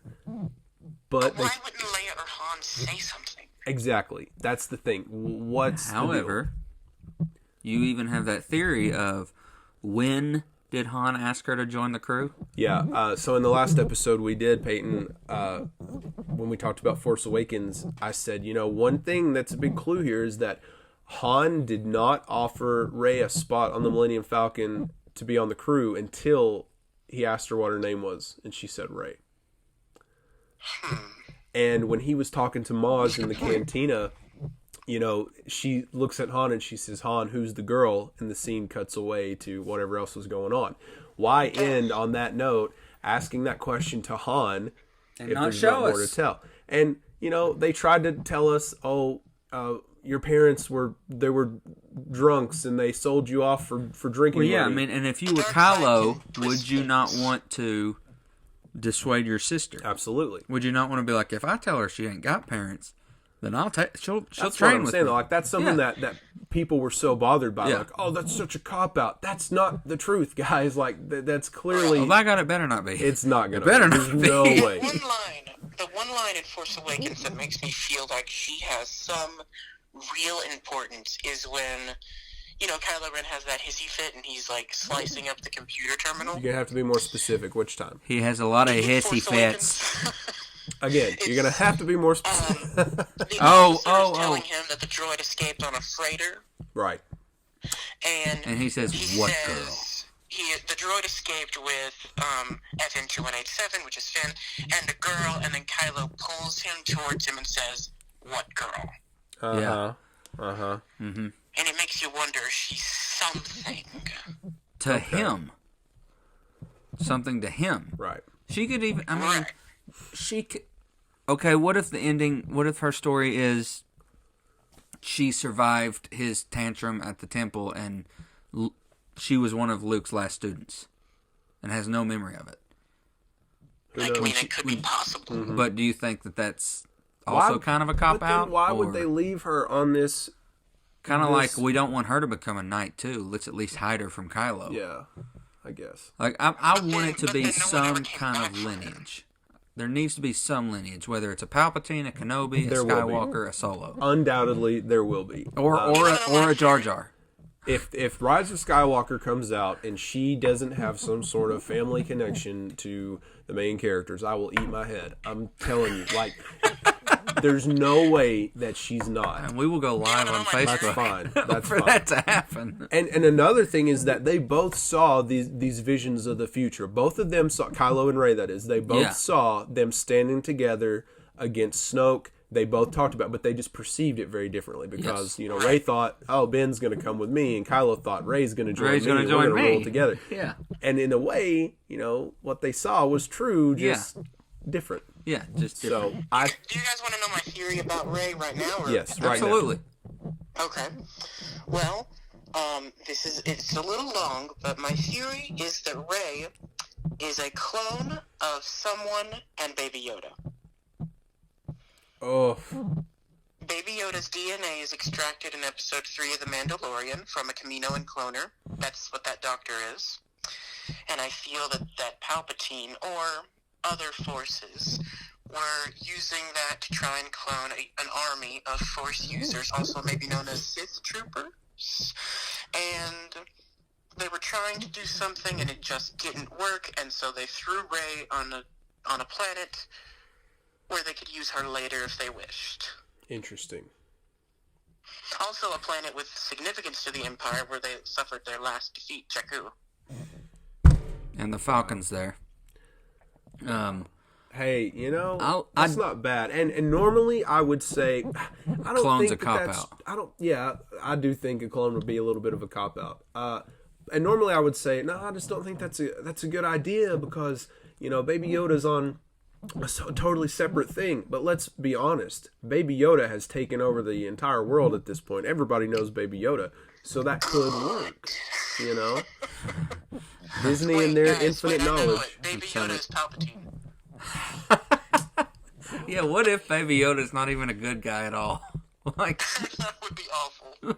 Well, but the thing is the rumors I have heard through the nerdiverse out there is that there are some people who have let slip from people who have worked on The Rise of Skywalker that something from The Mandalorian will make sense in Rise of Skywalker. And they are releasing the next episode a couple of days before the movie comes out rather than on Friday. Wednesday night. Or Wednesday morning. Like they want you to see something before you go see it. They do. I mean, and that would just be there. that wasn't there before. So, what do you think about Snoke? Were you upset? Were you that when you saw him, he was wearing a golden Hugh Hefner cloak, and he might have seemed a little less intimidating in person than he did in the hologram at the beginning of Force Awakens? Snoke to me, I still feel like he's intimidating, especially with Andy Serkis' performance. Oh gosh, I love Andy Serkis. He really seems, he really does seem intimidating, and people might laugh at the whole line about, I cannot be beaten, and he is beaten, but I wonder, I have another theory about Snoke, and my theory is that he is like, how do I put this, like a puppet? An outward manifestation of Palpatine since Palpatine's coming back. I've just wondered that, if he's like What if another piece of... I don't know how to explain it. It's something like that. So, what if... Okay, if that's true, I'd be less angry. Because in this movie, we get no more backstory on Snoke. Mm-hmm. We're not left with... I think he's killed too soon to be the supreme leader of the thing that rose to destroy the New Republic from the original trilogy. So secretively and so brilliantly and so savagely rose to become the First Order, and this is this supreme leader, Snoke, who terrified us with a hologram. Yeah. And then... he's all talk. All talk and boom. Doesn't see that coming. Such a strong Sith that he doesn't see what's coming. And maybe he was shrouded in his arrogance. Maybe he was. But well, at the same time, I think that Kylo and Rey are just a power far beyond what he was. Okay. Yes. That they could mask what's about to happen. I don't really have an issue with the Snoke thing. I think, and Tyler may not remember or admit to this, but in the theater when we saw it, there was a huge reaction, a huge positive reaction. We went opening night. Yes. We had to sit in the front row of the theater because it was packed, Which sold out. sucks. Sitting in the front row. Yeah, that was not fun. But when that happened, this place went nuts, man. It was a surprise. Surprises are good, and I do want to know more about Snoke. I want to know who he is and where he came from and all that stuff, and we may find out in the next one. You know what my hopes were? That it was Pelagus. Darth Plagueis, the Wise. That was what my hopes were. That he was. Yeah, the tragedy of Darth Plagueis the Wise. Yeah. Yeah, I liked that theory. Yeah, I don't know. I don't know how I feel about it now. This has been one of those things that I've said. I've made this agreement with Tyler that if after Rise of Skywalker, if certain questions aren't answered, I'm going to give this trilogy the thumbs down. Okay? I want to know more about Snoke. I kind of think that's on the list. I need to know more. I need to know what he's doing. But he's simply a pawn. And that could be, and if that's the answer, I'll take it. Great. I have another question for both of you. What did we know about the Emperor after Return of the Jedi? Nothing. Well, that's a fair point. We don't get the prequels. We never learn how he comes to power, and he's just the big baddie with the big force powers, and that's all you ever really know about the Emperor. I think there is this thing in Star Wars fans that we do want all of our questions to be answered right away, and we're very impatient about it, especially after Force Awakens. People had so many questions, and they expected answers and didn't get them, and that's part of the I'll give you backlash, one better, and it's not just a Star Wars thing.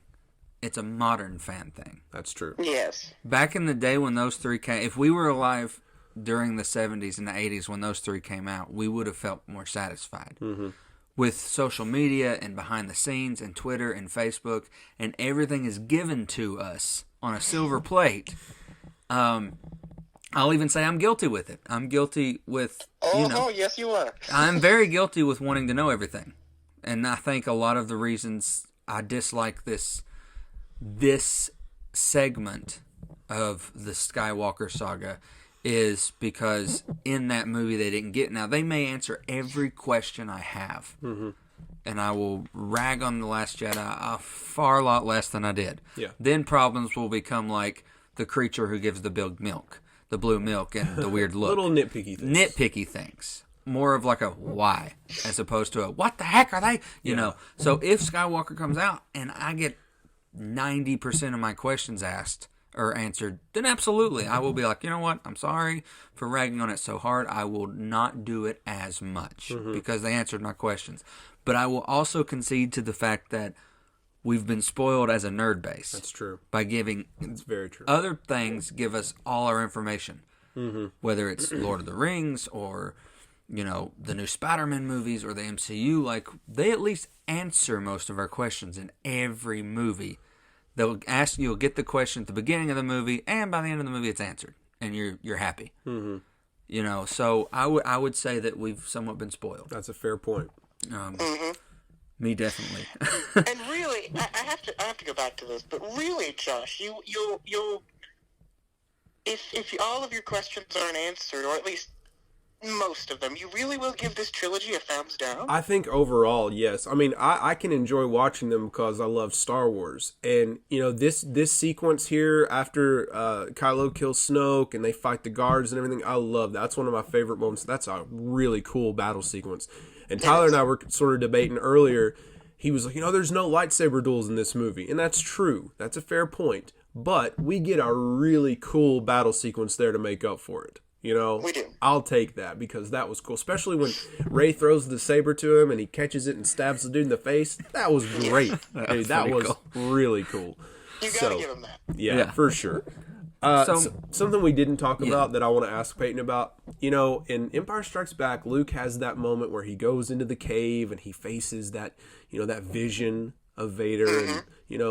And Rey has something that sort of parallels that when she goes into that pit and she Oh, yes. She sees her mirror and she snaps. The infinite The infinite snap. line of rays and the little snapping the fingers and the mirror and all that stuff. I hated that scene. It was just like, do you want to know something? I want to know something. Think about it like this. What does she ask? I want to see my family. What does she see? She saw herself. Thousands of herself. She's a clone. Yep. What if he's right? I mean, what if this is it? It would make, I'm make gonna a lot say, more sense. Did you write on this? Did you work on this? There's just little things. You heard it here, Little- folks, on 30 and Nerdy. You know, it could be that they're playing us this whole time. They're making everybody so mad, and everybody's dissing The Last Jedi. And really, when we get the last movie and everybody finds out, it was genius the whole time. Like, all these little clues and everything here's makes the other sense. question. What if the Praetorian Guards, who are the Red Guards, Right. and the Yeah. Sith Troopers are all clones of Rey? And they take off their helmet and it's Rey under there? Oh, my gosh. Then I'm going to need a whole nother trilogy on why. Dude, I will pee How? my pants if that happens. Legit. Like, Instead of eating your head, you'll pee your I'll do pants. both. I'll do both. What if the dark side Rey that we see in the second trailer for Rise of Skywalker is like No. Palpatine's clone apprentice? What if they're the twin sisters from the books? Instead of like a brother-sister twin, yeah. it's two sister twins. And you've got Ben and two sisters. That's possible. I just kind of thought that was a vision or something. I don't know. I hadn't thought about They it like pull that like before. a Pretty Little Liars on us. Well, and there's- I have said that Rey being a clone is a cop-out, but if it happens the if way it's you're done saying it, right, that's pretty it's good. not. If it's not right. as bad a cop out as like Rick waking up from the dream. But at the same time, Maz asked Han, who's the girl, and it cut away. Why have that line at all? He clearly knew something. He knows something. He knew something. What if everyone knows something? It's just the fans and Rey don't know. And they end it without us Holy knowing. moly. So, Wow. okay, so we've talked about that. I will go ahead and give you one of my qualms talking about the last little bit of this. Why not just shout at Poe, "We have a plan!" instead of letting him look like an idiot? Well, I think it's a punishment because of how many people he lost. He's also been demoted and he doesn't have clearance. Because they feel like they can't trust him because he's going to take matters into his own hands. And Even they if they tell him made the the plan. comment, I like him, Yeah, but there's a line, yeah, That's true. yeah. I like him. Yeah. Me too. I found that I've liked Poe a lot more watching him this time than I did the previous time. Agreed. I was sort of indifferent to Poe, Yeah. and now I feel like I really like Poe. When I first watched these, the first time I saw Force Awakens, and that night we saw Last Jedi on opening night, I was just like, they're trying to another Han Solo. Yeah. That's all I thought was a new formula for the new trio. Right. You know what I think? I think Poe is the Leia. I can see that too. He's the face of the rebellion. He's pretty. He's smart. He can be a battle tactician, but Leia's sort of molding him into a good leader. Wow. Never thought about that. I'm so glad you're here, Peyton. I You know. just make everything so much better. I'm glad to be here. Good. Shall we move on? Yeah. Okay. Ordered to kill Rey, Kylo instead kills Snoke and defeats his guards alongside Rey. Rey hopes that this means Kylo has abandoned the dark side, but instead he asks her to rule the galaxy with him. Refusing, she and Kylo battle using the Force to obtain the Skywalker lightsaber, bisecting the weapon. Holdo sacrifices herself by ramming into Snoke's flagship at light speed. Can we pause this? Yeah. That was awesome. That was awesome. Yeah. That was a cool moment. That was. I loved that moment. That was cool. And plus, I like Laura Dern. And the fact that there was that deafening silence, like right, Yeah. boom, silence. Because there was silence in the daggum theater, too. Such It a was just cool effect. Yeah, I loved that. Meanwhile, Rey escapes while Kylo declares himself new Supreme Leader. BB-8 frees Finn and Rose. They defeat Phasma and join the survivors on Crate, When the First Order arrives, Poe, Finn, and Rose attack with old speeders. Rey and Chewbacca draw TIE fighters away from with the Falcon, while Rose prevents Finn from sacrificing himself to destroy the enemy siege cannon, which subsequently penetrates the Resistance fortress. Okay, so we've talked about the death of Snoke. And now let's discuss what this means, cutting the lightsaber in two. Like, they're so powerful with the Force, but it destroys the legendary Skywalker saber. She's still got it, though. She does have it. What now? The one that's through all the series. All 3 stories. Yeah. Really. But she does have it, so maybe she Maybe she fixes it. Constructs it into our own little thing. So, there's a moment that I also have a question. Kylo is laying there kind of subdued after Rey escapes. Hux is standing over him. He looks at Snoke, and he sees Kylo laying there kind of unconscious or moving around a little bit. He lifts his jacket and reaches for something that's not a blaster. There is something... It is his blaster. That looked a lot like a lightsaber. I couldn't see anything, but I did see the movement. It looked like a hilt of a lightsaber. It's his blaster because in another scene you can see it on his hip. Okay. Because I was like, holy crap, what if Hux is a Sith this entire dadgum time? Yeah. Which would have given more to his character. I noticed that too, though. But also just that movement, just like he'd kill him. Yeah, they have a constant power struggle. Like, who's really in charge? Yeah. It's the same thing with the Empire, you know? It was a bunch of backstabbing and trying to get ahead, and that's what makes the Empire and the First Order not exactly, the best forms of government. No, absolutely. And plus there's that whole, rule of 2 from the Sith.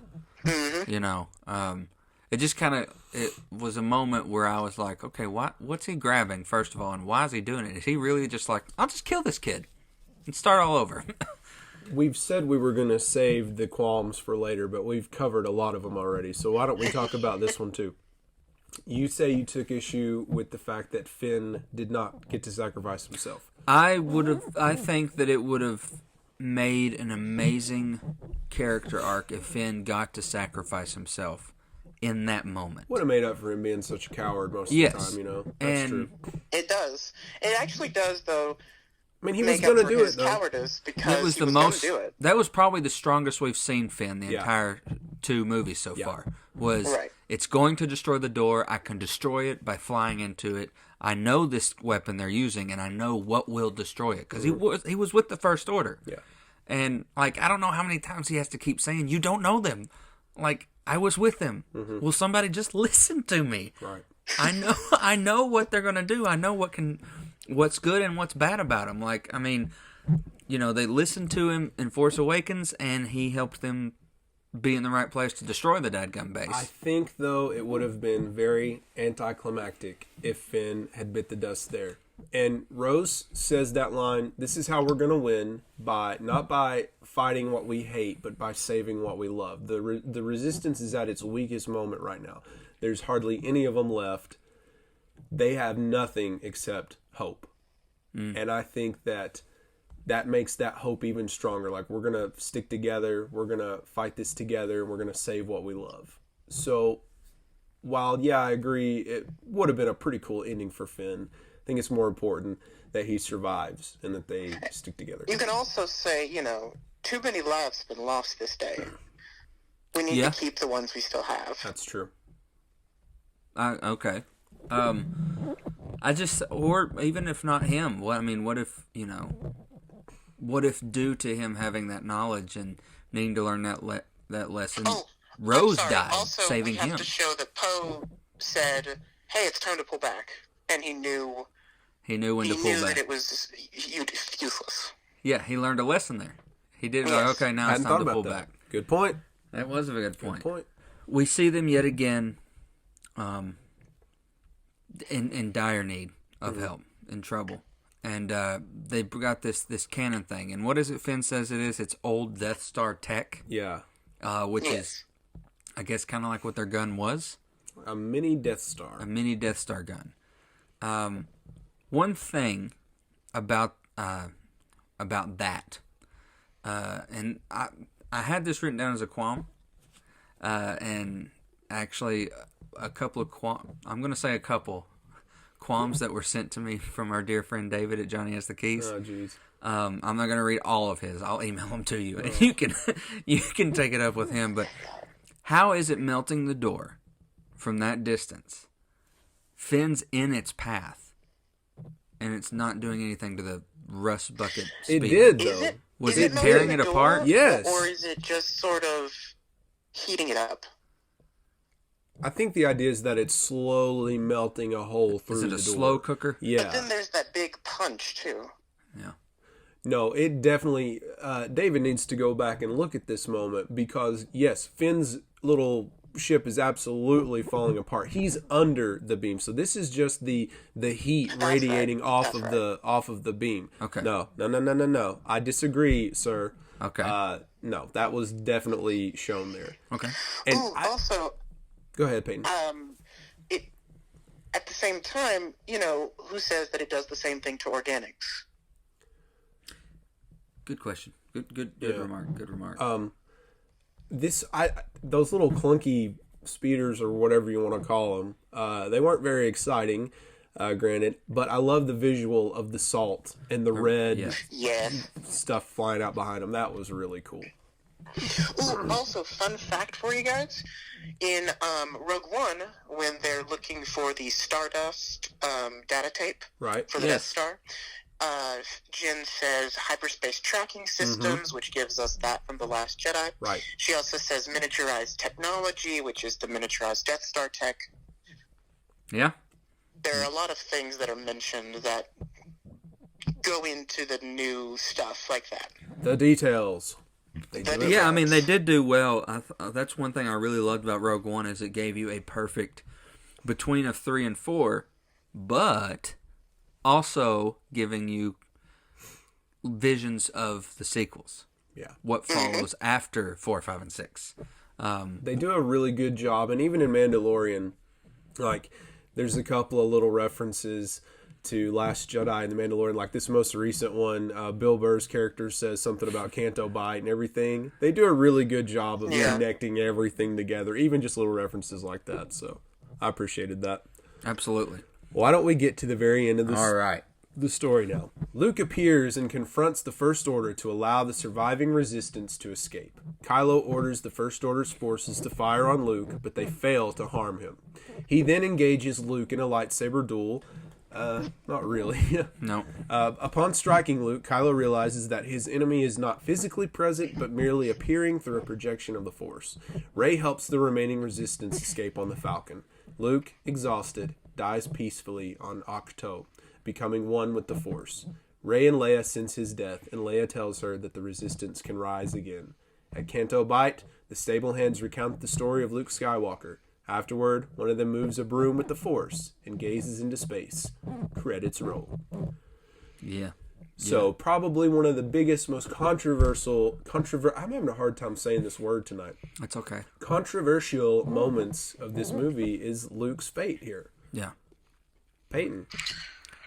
Well, the only time that we know of Force projection is from this little, like middle grade reader's book, which is about, it's like the Jedi Path. Yeah, that's what it's called. Yeah. And it talks about certain things that Force users can do. And I've heard a lot of people say, well, we've never seen that in the past. And I'm like, well, yeah, but in Empire Strikes Back, we had never seen somebody, pull a lightsaber to themselves. And so that, I don't think, has any place as being like well, that's not been there before. Yeah, I think anytime you say, oh, we haven't seen it before, I feel like that's a bad argument because this is a new movie. We're adding to the story. Why can't we add new little aspects like that? And when Luke dies, who says that that isn't what happens when you use that ability? Or, remember, at the same time, Luke hasn't used that ability hasn't used the Force in many years. Yeah, remember, Rey says he cut off his connection, and the only thing we see him do is pull that weather vane to defend himself. And actually, when Kylo first sees Rey when they're connected, he says, "There's no way you're projecting yourself because the effort would kill you." Mm-hmm. So yeah, I did not notice that. And he also says, "I can't see where you are. Can you see me?" Mm-hmm. But how is that possible? If there's not, is it her keeping her from seeing him, or where they are? Is it the island? Or is it Snoke? I think it's Snoke. I think he just lets them. If it's really him behind it, I think that he's just letting them see what he wants. I heard a theory that Luke was never cut off completely. He was hiding it and manipulating certain moments on the island. That he was training her the entire time, subtly. I was like, I would have liked that more than the cynicism at the beginning, but I don't know. I think that's maybe kind of like the Deathstroke theory we talked about. Like, it's too much of a theory for the avid. It's pretty far-fetched. That's a far-fetched theory for a common viewer. Yeah, too complicated for a common viewer. Yeah. But I don't know. I didn't hate the projection. I thought that was a really cool epic. moment. I'm sorry. It's very the cool. dust And let me off tell of his you, shoulder. when I first watched it. Mm-hmm. The brushing his shoulder off. Loved that. But I also knew it wasn't him. You could tell pretty soon. He looked Haircut. different. He had the lightsaber. Yeah. He didn't leave a track in the salt like Kylo did. Very intentional. But it also showed here's something his. really cool though. When I first watched it, I had no idea. I was so ingrained in seeing possibly Luke Skywalker. Well, maybe Luke Skywalker's final moments, and I had no idea. I didn't even see those signs. And when I watched it the second time, I was like, oh, it's obvious it's not him. Yeah, it took a second time for me because I was like, well, his hair's cut. He's in black now, not what he was wearing. I don't think they had a barber.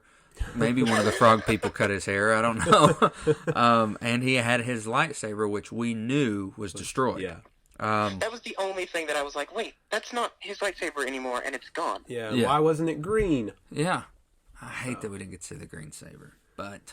So I think that the Luke thing was fine. A lot of people complain about it. Our dear friend Logan, he thinks that it's garbage, and I think that that's ridiculous.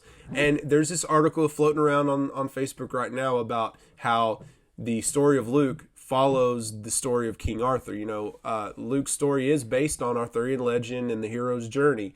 And when Arthur gets older, you know, he's made a lot of mistakes that he's had to live with. And his illegitimate son, Mordred, you know, comes to face him. And in a way, Kylo sort of represents Mordred, and they have a fight to the death and whatever. And all of that stuff matches up and fits that perfectly. And either way, Luke has, you know, he made those mistakes, and now he's coming back to say, okay, I'm going to take care of business. He saves the remaining members of the Resistance, and he really punked Kylo out, you know? I thought it was great. I really love that line. He says, no, everything you said was wrong. The Resistance is reborn today, and I will not be the last Jedi. Oh, he said it. Yeah. Take a shot. See you around, kid. See you around. Which means we'll see him. And I love the fact that one of our first moments seeing Luke in Star Wars was him staring off at the two suns. And there he is, his last moment, staring at those suns. Yep. And I thought it was just a beautiful visual. The sun setting, and he fades away, and the cloak kind of flies off. Beautiful. I love it. In the book version, he says, so, I see it begins where it ends, with twin suns. Mm-hmm. In the book version of this movie? Yes. The novelization of the movie. Okay, the novelization. Like I said, I didn't have issue with that. It also kind of showed his power since he was able to kiss his sister on the forehead, but be a ethereal version of himself. I mean, he's not even a ghost. He's literally, I guess, what do we call it? It's a projection. He's a projection, but not a ghost. So he physically, it's such a powerful projection that he could shuffle and you'd hear him. He could kiss his sister on the head. Hand her the dice. Which he could ignite a fake lightsaber. Which was also a projection. Yeah. We found out. Yeah. Mm-hmm. I did have. Why did it not go away until Kylo picked it up? I think it was probably to make him feel something, maybe. Yeah. If you strike me down in anger, I'll always be with you, just like your father. Yeah. Yep. But we won't see Harrison as a Force ghost because he's not Force sensitive. Right. Who says we don't see him in another way, though? Flashback? Maybe. Yeah. Could be. One of my most ultimate problems so far with this trilogy, Peyton, has been not one scene with the three originals together. And I know it's not over yet. I know. We could get a flashback of when Ben turns. Well, whatever. Here's the other thing. Who says that it won't be like... How do I put this? What's to say, like... You know in Harry Potter and the Deathly Hallows? When Harry Potter, dies and he sees Dumbledore at King's Cross? Right. Mm-hmm. And, Dumbledore is gone and he's dead, and that's sort of representing the threshold between life and death. Right. Who's to say that we don't get that kind of scene with all three of our heroes? Uh-huh. And Rey, and maybe even Kylo. And I think also, yeah, it would have been really cool, but we don't always get what we want, which leads That's me very back true. to this point that I'm making where people are so upset because it wasn't what I wanted. It wasn't what I expected. Well, sometimes that happens, but that doesn't mean that it's wrong. That doesn't mean that it's bad. And it's okay if people don't like it, but for people to say, this whole movie is trash, this whole movie's garbage, and they ruined Star Wars, I think that is absolutely ridiculous. And that's when I do get kind of fired up and I do get defensive of the movie because it's not that bad. I mean, come on. And especially when we haven't seen the full picture yet. We don't know a whole third of the story yet. Always in motion, the future is. Absolutely. And hey, did you notice, maybe this was just me, but when at the very end when they're on the Millennium Falcon, there's somebody's opening a drawer. Were those not the Sacred Jedi texts there? Yeah, she took them. They were. She took them. And I think that's Yoda part of the says- reason that Yoda destroyed the temple. Yoda says when he couldn't destroys see that temple, there is nothing in that temple that the girl Rey does not already possess. Yep. He's basically saying she took him, dude. Literally and figuratively. Which I mean, since we saw Yoda that way in Last Jedi, do you feel that there are other Force spirits that we may see before the end? Oh, I think that they have to. I mean, it's something that just has to be done. I'd love to see a Ewan McGregor aged I think we will. Force ghost. That would be cool. Yeah, and then we've heard the rumors that my Anakin. boy Hayden Christensen's going to come back. Your boy. Maybe in the past, 15, 16 years, he's taken some acting lessons and he'll be a little bit better. So, hey, before we move on to the little game that I have for you, let's talk about, Rise of Skywalker is going to be out within a few days. This time next week, we will all have seen it. Hopefully questions are answered, and hopefully we're all satisfied, and hopefully it's an epic ending to this huge saga. What are you most excited about? Wow. Oh, gosh. What am I most excited about? Yeah. I think seeing the finale. I mean, this has been my life for 22 years. I've always loved Star Wars, and, I never felt like the 6 movies were complete. I always felt like there was something missing. And I'm gonna be controversial here, but I don't think that they could do anything that would make me hate it. I agree, I think. Now, even though I've said, there are things that I need for me to say, I'm good. There's a difference between a thumbs down Yeah, exactly. and hate. Exactly. I will never hate anything Star Wars. I'm gonna say, with Force Awakens, I enjoyed it, and I was like, wow, this is great. But then I thought, what if that's it? What if this next movie is just going to be a retread of Empire Strikes Back? And that's what I was afraid of. And when I saw Last Jedi, I said, I think we're good. I think we can have a full story, because I didn't want an Empire Strikes Back. I wanted something new, and that's what I got. And a lot of people were like, oh, I wanted, something other than the new. And I was like, I really just wanted something new. Gotcha. Well, I made that comment about maybe and I still feel this way, maybe why I have qualms with Last Jedi is obviously because Force Awakens is a mirror image almost of A New Hope. Not completely, but I get it. Follows the formula. The formula of A New Hope. Had it not, and just been totally new and not had that formula, it would have been a new thing going into a new thing. Like a new start into a new direction. At the same time, Force Awakens is sort of like an apology for the prequels.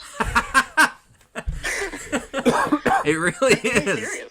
It really is. I'll tell you what I'm really excited about. For some reason, this is the thing that's like top of the list for me. I'm stoked about Billy D. Williams. Lando my gosh. Lando is I'm back. so excited about Lando. I can't wait to see what he does. Well, he needs to die too then. Oh, I hope I mean, not. imagine if now all three are dead. Ooh. If Lando died too. Oh, no. I don't want that to happen. You know what I'm really excited for? What's that? The return of Papa Palps. Oh gosh. Oh, yeah. Yes. Me too.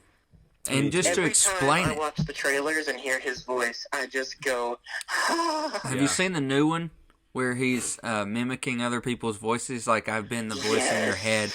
He does Snoke, Vader, and himself. and he's like, the entire time. I haven't seen that. Oh. I've listened to it like a bunch of times, and the line is, I have been every voice, and then Snoke you have ever heard, and then Vader inside your head. Wow. No, I haven't seen that. Amazing. I'm It's gonna have to like, check that oh gosh. So, any last issues that you'd like to discuss, Tyler? Yeah. You've been pretty mild. I about told you this. I'm trying to, Yeah. Logan's gonna be so offended that you haven't been more savage. I don't want this show to be a savage, Beat down. nerd rage of stuff. I mean, there are still parts that I enjoyed of it. Do you feel a little better about some parts of it now that we've talked through it? Maybe. Hooray. Maybe not, and maybe just the finally grasping the mentality of, you know what? I do have a lot of issues, but let's not attack until those issues don't get answered. Let's wait. Kind of like that's all I asked for. Kind of like, for how long did you keep telling me Affleck will be okay? Affleck will be okay. Affleck will be okay. And I was like, he's not Batman. He's not Batman. He was fine. He was great. I liked Sometimes the doctor knows best. Yeah. So I think but can we all agree that maybe the next Batman won't be so okay? Oh boy, probably not. Yeah. He's not gonna be. I'm gonna give him a fair chance, but I can't say that I'm really expecting. He's not defending him as much as he did Affleck. Yeah. I can tell you that. Yeah. We'll see. So I guess I think that Hux was just a joke factory. Kind of. Yeah. He wasn't really. He didn't come across as sinister and he was thrown around and squealed a lot. Yeah. Yeah. I just because early in the Force Awakens, you're like, man, we loved Hux in Force Awakens. Yeah, because like he was like a little Hitler. Yeah. He just the way he spoke. I still think he is that, but they made him more, laughable. I guess. Yeah. He had to take a back seat to Kylo Ren, I guess. Yeah, I guess too. Poor General Hugs. I guess, yeah, I did. Or his mother. I did not like that opening scene. And his mother. I did not like that scene. Yeah. Like I said, it's like Marvel Disney humor in Star Wars. I guess I see your explanation of Luke, the failure, and this is not his trilogy, but I guess reading some of those old comics and those old books at what Luke became, almost deity-like, just seeing him physically in a different format than what I wanted Luke to be at this point in time. It was something different than what I wanted to. I can't say that I hate it, but I will still carry, no matter what, kind of let down that was the Luke Skywalker that died. Yeah, but I think that those final moments, he redeemed himself. He was different when we, when we first see him in Last Jedi, and he's reluctant to help Rey. Also remember, he sort of represents, humanity. As a little boy, he's like, I can do anything, and then as an adult, he's like, it's all useless. Mm-hmm. He became Squidward. Oh, no. So Well, I mean, just some of those comics, like he does things like manipulating black holes, and when he's training these people, like he's almost godlike. I mean, he becomes stronger than Yoda, and I just thought it was just a turn. It was a turn. It was different, but that doesn't make it wrong. I know. I would have probably liked more island time and less slow car chase of the fleet. Okay.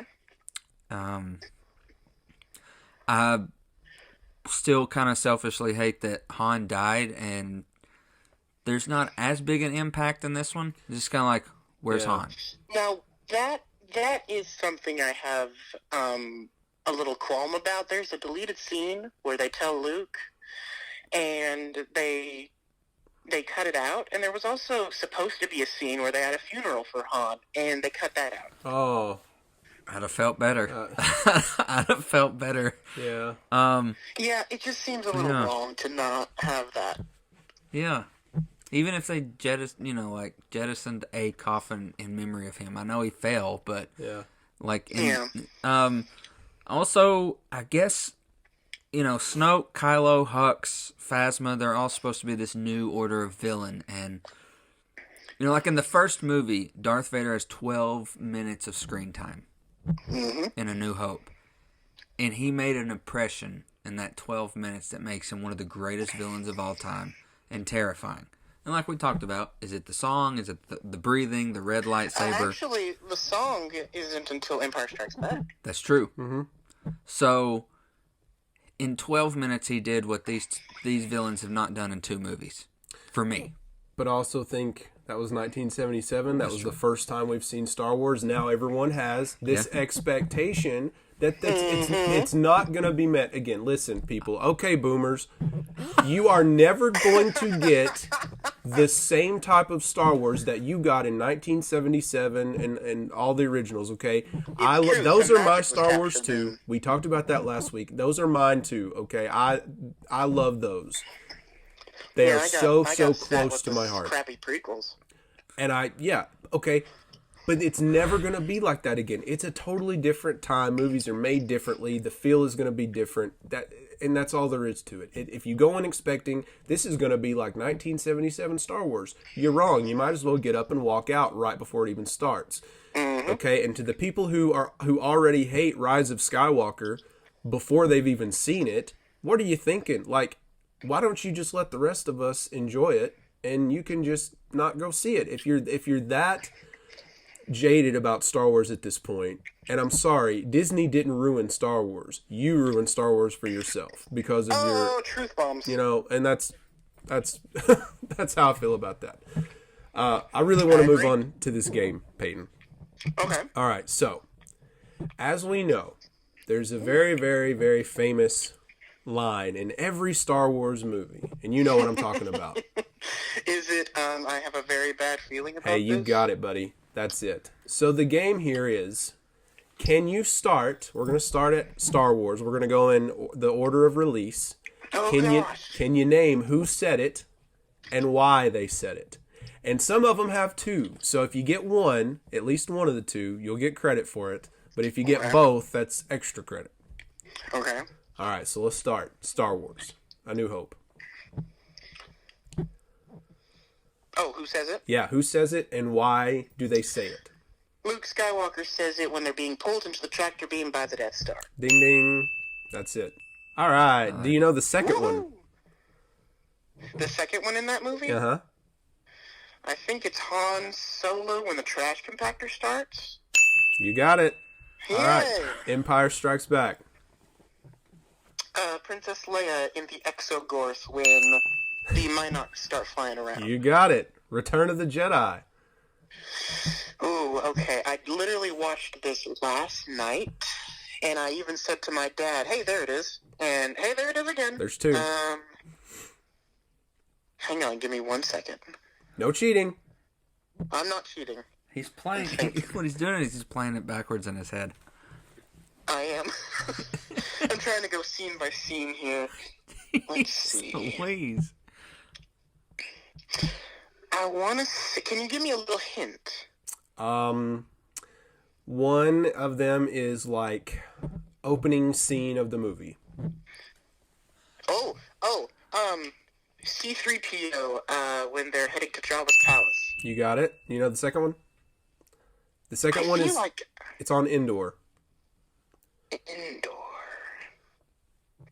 Is it when Han goes up to the scout troopers? Oh, no. But it is Han. So then is it Han when they get captured? By? The stormtrooper. Oh, the Ewoks. The Ewoks. You got it. All right, let's do Phantom Menace. Goodness. Okay, this one. The prequels, I don't watch on a Understandable. Daily basis. Understandable. So I'm gonna need a hint. First line of the movie. It's the first line that Obi-Wan says on, the ship. He says, "I have a very bad feeling about this." You got it. Negotiations. Attack of the Clones. Attack of the Clones. No, wait. Hold on.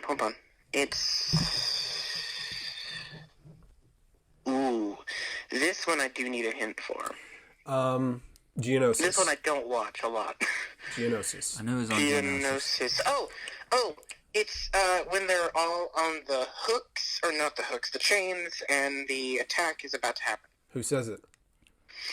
Obi-Wan Kenobi. No. Oh, no. Then hang on. Is it Anakin? It is Anakin. Yeah.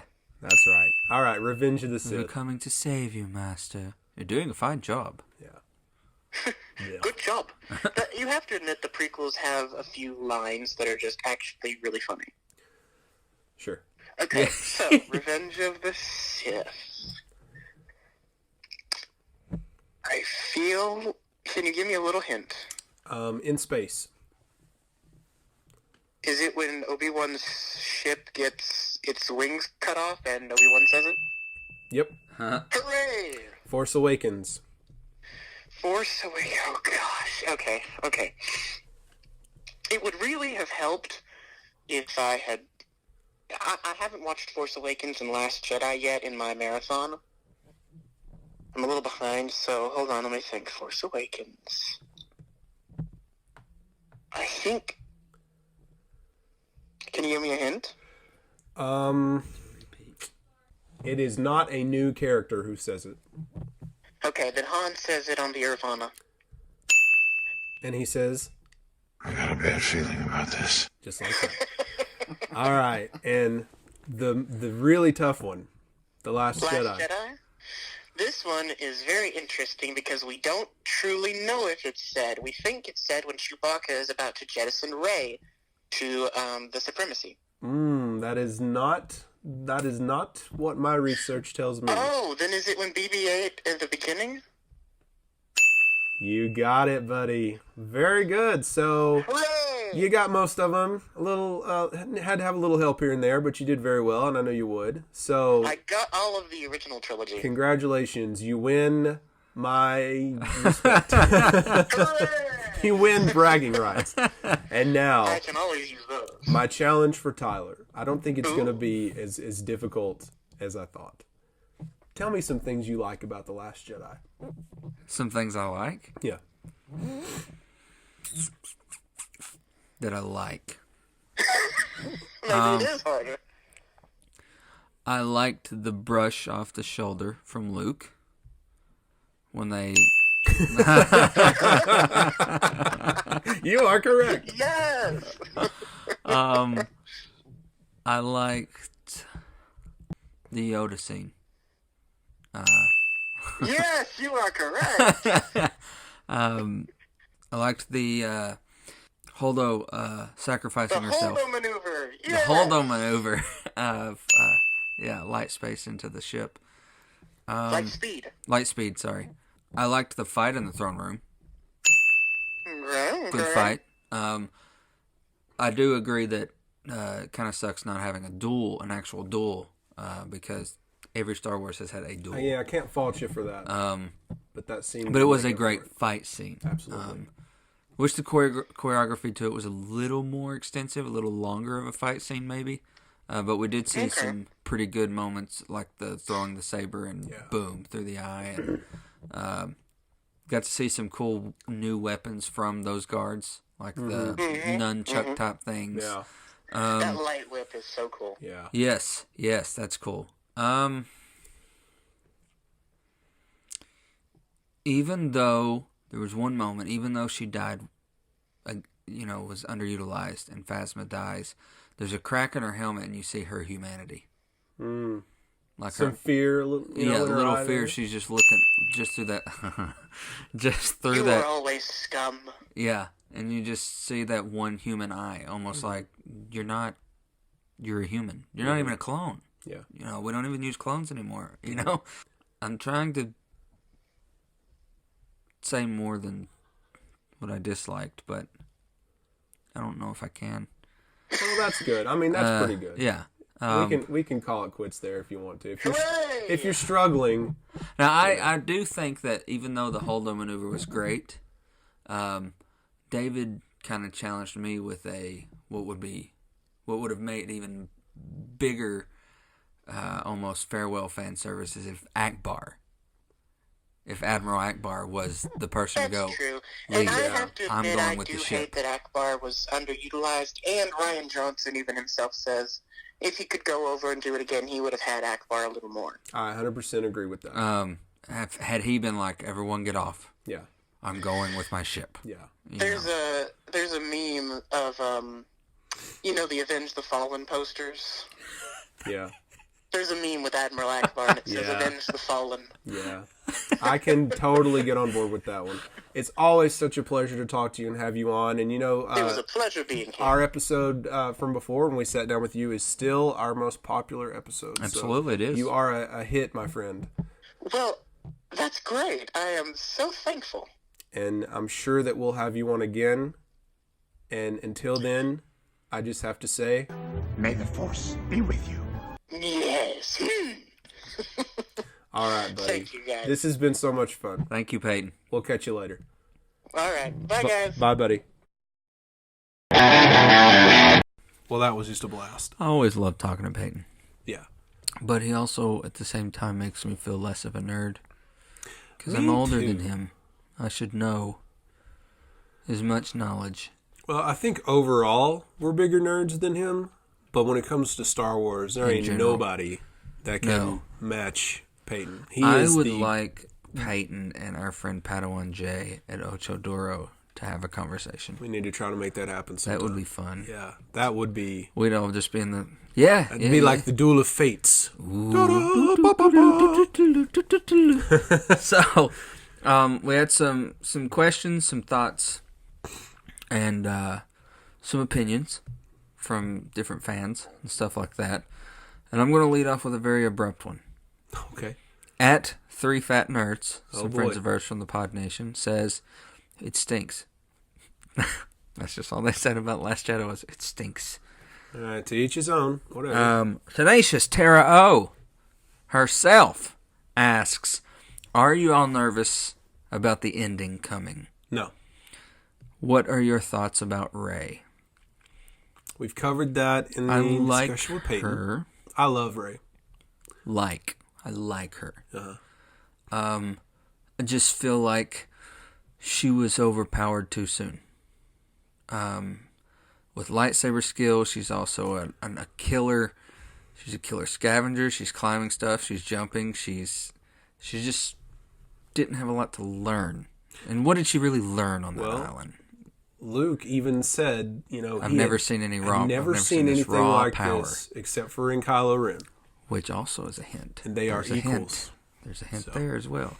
So we're very excited, Tara. Nervous about, I guess, what's next. I mean, this, like we've said 1,000 times, play a shot game out of it, but this has spanned a half a century. I'm not nervous necessarily about how I'm gonna feel about it because I'm sure that I'm gonna enjoy it. No you're a shill. Whatever. But I think that it's unfortunate that there's such a large percentage of fans who hate it before it's even out, and I know, that's a fact. It's the truth. People are going to go into it ready to hate it no matter what. It could be the greatest Star Wars movie that has ever been made, ever. I doubt that's going to happen. But you never know. And people are still going to walk out, oh, well, it was one of the Disney sequels, so it's terrible. Yeah. And that's just how it's going to be. Mm-hmm. And I think that's really sad. It is sad. It is sad. Pop Culture Brews says, and they're not asking about who would drink what. Luke would drink the spiked blue milk. Obviously. Honestly, I hated it. It was totally all over the place. I liked the training of Rey scenes, but everyone in the Resistance seemed like brand new character types, even though it takes place literally a day after The Force Awakens. Rose was not a good character. We were robbed of a chance for her to sacrifice herself, saving Finn from running away yet again. The Canto Bight scene was like having 100 Jar Jars in the movie. They stole the plot of Slow Ship Chase from Battlestar Galactica, episode 33, which I've never seen an episode of. I can't comment on that. And why waste Captain Phasma again? Okay. The Captain Phasma thing I can get, but you, come on. 100 Jar Jar Binks, that's ridiculous, dude. Come on. I don't know. Do you know how I feel about the Canto Bight That's pretty scene? harsh. It is pretty damn harsh. Next one, Carter Howard, friend from Tall Man, Toys and Comics, says, though The Last Jedi is a complex movie, it has set up for a climactic ending of the Skywalker Saga. Yeah. I believe much like Attack of the Clones and Empire Strikes Back, it will do for what did for their trilogies. Rise of Skywalker will finish beautifully. Mm-hmm. We will look back and see its purpose, even if we don't agree with all the decisions the director took. I think the biggest issue has been that the prequels, we knew where it ended. And here we have the opportunity to truly be shocked and must let JJ connect the complete saga. You know, that's a really interesting point. That's true. We knew how the prequels would end. Rise of Darth Vader, the beginning of the Empire. Now we have no idea what's going to happen. This is really... It's an uncomfortable place for us to be. It is. It's kind of like what I told you about. We were spoiled. Yep. Even if we have issues with the prequels, we knew where we were going. Very good point. Not knowing where you're going is a scary thought. Astute observation there, Carter. Yes. And I will be pre-ordering my Baby Yoda. Yeah, I was about to say the same thing, and we will be pre-ordering Baby Yoda. So just look for that. Zach from Advertising Expressions asks, why is Leia's last name still Organa and not Skywalker? We covered this, I believe. There is political power behind that name. You do not want the leader of your government to be known as the daughter of Darth Vader. I agree with that. Okay. And like we've talked about in the novels and the comics, even though he redeemed himself, she still hated him. And not everybody was there to see that redemption. Yeah. And he's only based off of what Luke saw. He's remembered for all the terrible things that he did, not the last 5 minutes of his life. And that would be sort of like being the daughter of Hitler and then trying to run for president, you know? So that's a good point. Yeah. Very good point. 3 Hours Later podcast says, it's a great movie with really odd moments. But if you have the grasp of the magnitude of what is actually going on, it's undoubtedly a fantastic movie. I don't know about fantastic. Fantastic's pushing it for me even. But to say, oh, it's garbage and it's terrible and all that stuff, that's unfair. Come on, guys. Ken M. from the Ocho Duro Parlay Hour podcast says, okay, so Last Jedi. I did not hate it as much as other fans have, and took it for what it was, a different director on someone else's story. It delivered on some great Luke moments, but with some rewatches, there are definitely issues that you can find throughout. You can almost say that there is a reason JJ came back to helm the last one. I would agree. Yeah. I would agree with that. Astute observation. Yeah, way to steal my words there. Right? You're rubbing off on me. So I could, for the next, what looks like 25 minutes of notes from Dear David Horton and Johnny Has the Keys. Of course. Well, you know, he's an avid theater director, so you should see his punch list before he opens the show. It's absolutely crazy. So I'm just going to tell you a couple and email you the rest. Okay. And you can take it up with him. I might do that. He did say John Williams' music was better in this one than it was Force Awakens. Okay. And a lot of these, I mean, you know, you heard me say in the episode. Whether it's about Kylo, Hux, Poe. He did say the bombers got all the way to the Dreadnought. Did the Dreadnought's gun stop working? And how do bombs fall with no gravity? They're special space bombs, man. Come on. There were bombs in Empire Strikes Back. Okay, he's one of these old school guys. He's seen Empire Strikes Back. TIE bombers were bombing the asteroid when they were trying to find the Millennium Falcon. Do you have an issue with that? Listen, I sound super negative. I have so much respect and admiration for you, David Horton. I do, but I think you're a little too harsh here.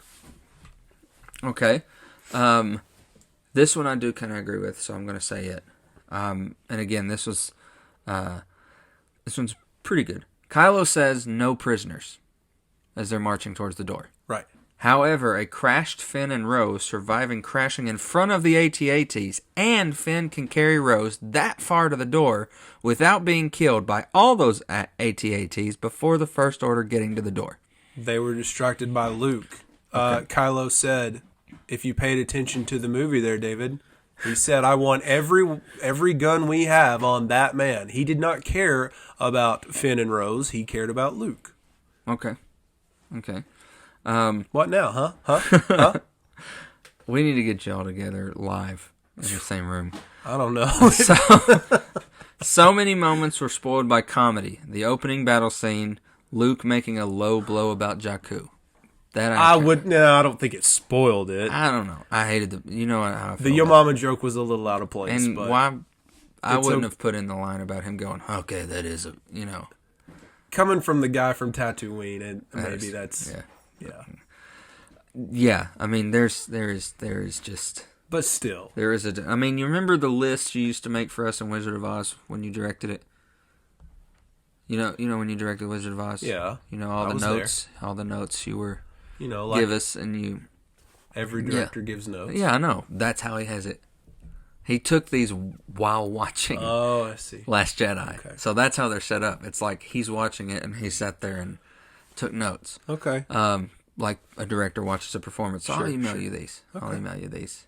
So yeah, it's a polarizing movie. Absolutely. Whether you like it or whether you dislike it. Yeah. I don't know anyone who has said it's the best. Even them, I think people would be like, okay, slow your roll. It's not the best. Empire's the best. Yeah. But yeah, I mean, I have enjoyed calmly talking this with you. Yeah. Sometimes off camera or off broadcast, I don't always talk calmly about this movie with you, and am especially extra enraged when our friend Logan chimes in and gets me even more fired up. Stirs the pot. He is a pot stirrer. I mean, he has and he has that effect on me. Me too. Yeah, he likes that though. He's like the puppeteer. He really is. But you gotta admit, we mentioned him again. You gotta admit, Peyton and I made pretty good points. You did. You made very valid points, and I also like what what Ken Am says. You take it for what it is. Yeah. A different director with someone else's story. And I'm going to give you my major defense of this one last time, people. It ain't over yet. The Hut hasn't sang yet, okay? I knew that was good. When the last one comes out, reserve your judgment until it's all over, and then we'll talk, okay? Great. Well, this has been good. Next week, ladies and gentlemen, as we have said repeatedly throughout this episode, next week we are going to be talking about the rise of Skywalker. Yeah. So, I'm going to let Sergeant Sound Effect take over here. So, if next week or the following week you had not seen it yet, you might not want to listen to that episode because there will be spoilers. That's right. So between now and then, go see Rise of Skywalker. I don't care how you felt about The Last Jedi. You've heard my qualms. You still need to finish this fight, okay? We have been watching the Skywalker Saga since before we were kids, And now we get to, as 30-year-olds, say farewell to something that has went almost half a stinking century. I like to think that my defense of this movie is sort of like the spark that will ignite the fire that will burn down the First Order. The First Order being negativity towards... Yeah. Okay. David Horton from Johnny Has the Keys. And if you haven't, check out their breakdown of 1977 Star Wars. Oh, yeah. They did a great job. Episode. It's one of my favorite episodes they've done. I mean, the list of people that were supposed to be on Solo was just ridiculous. And Leia, too. Yeah. Some of the names are just like older woman from American Horror Story was up for Leia. Wow. Jessica Lange. Could you imagine that? Yeah. But the stars aligned, and we were given a fantastic cast. Speaking of stars, you can rate our episode on podchaser.com, on iTunes, Google Play, wherever you listen to this. And we hope that when you rate it, you will give us 5 stars. Thank you, Emma. You can't say no to Emma. Mm-hmm. If you can, you truly are with the dark side of the Force. Thanks again to our Patreon supporters. We are in the midst of Mandalorian Mondays, and we've got more coming after that. We got behind-the-scenes footage, bloopers of the week. Just a lot of fun going on our Patreon page. We hope that you will become a supporter. Next week, again, Rise of Skywalker. We are so excited. Watch the movie. Let us know what you think. Don't spoil it for people. Mm-hmm. Email us privately on your thoughts, and we will try to include them in next week's episode. Thanks for hanging in there. This has been our longest episode. Absolute longest episode of all time, but this was an important one, by golly. It was. I think it's only right that this is our longest episode because it's been a polarizing movie for both of us. In our friendship, in our nerddom, and we got to spend time with Peyton Boling, which is always a positive. So, I think that's all I got, man. I am tired. Oh, yeah. I'm spent. Absolutely. All right, well, I guess I'll catch you on the flip-flop. All right, I'll see you there. Later, nerds.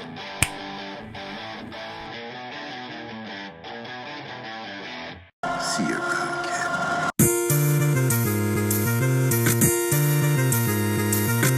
kid. You've been listening to the 30 and Nerdy Podcast with your hosts, Tyler McDaniel and Josh Davis.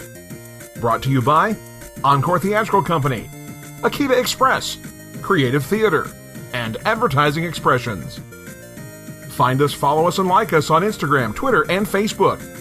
Visit our website, 30andnerdypodcast.com.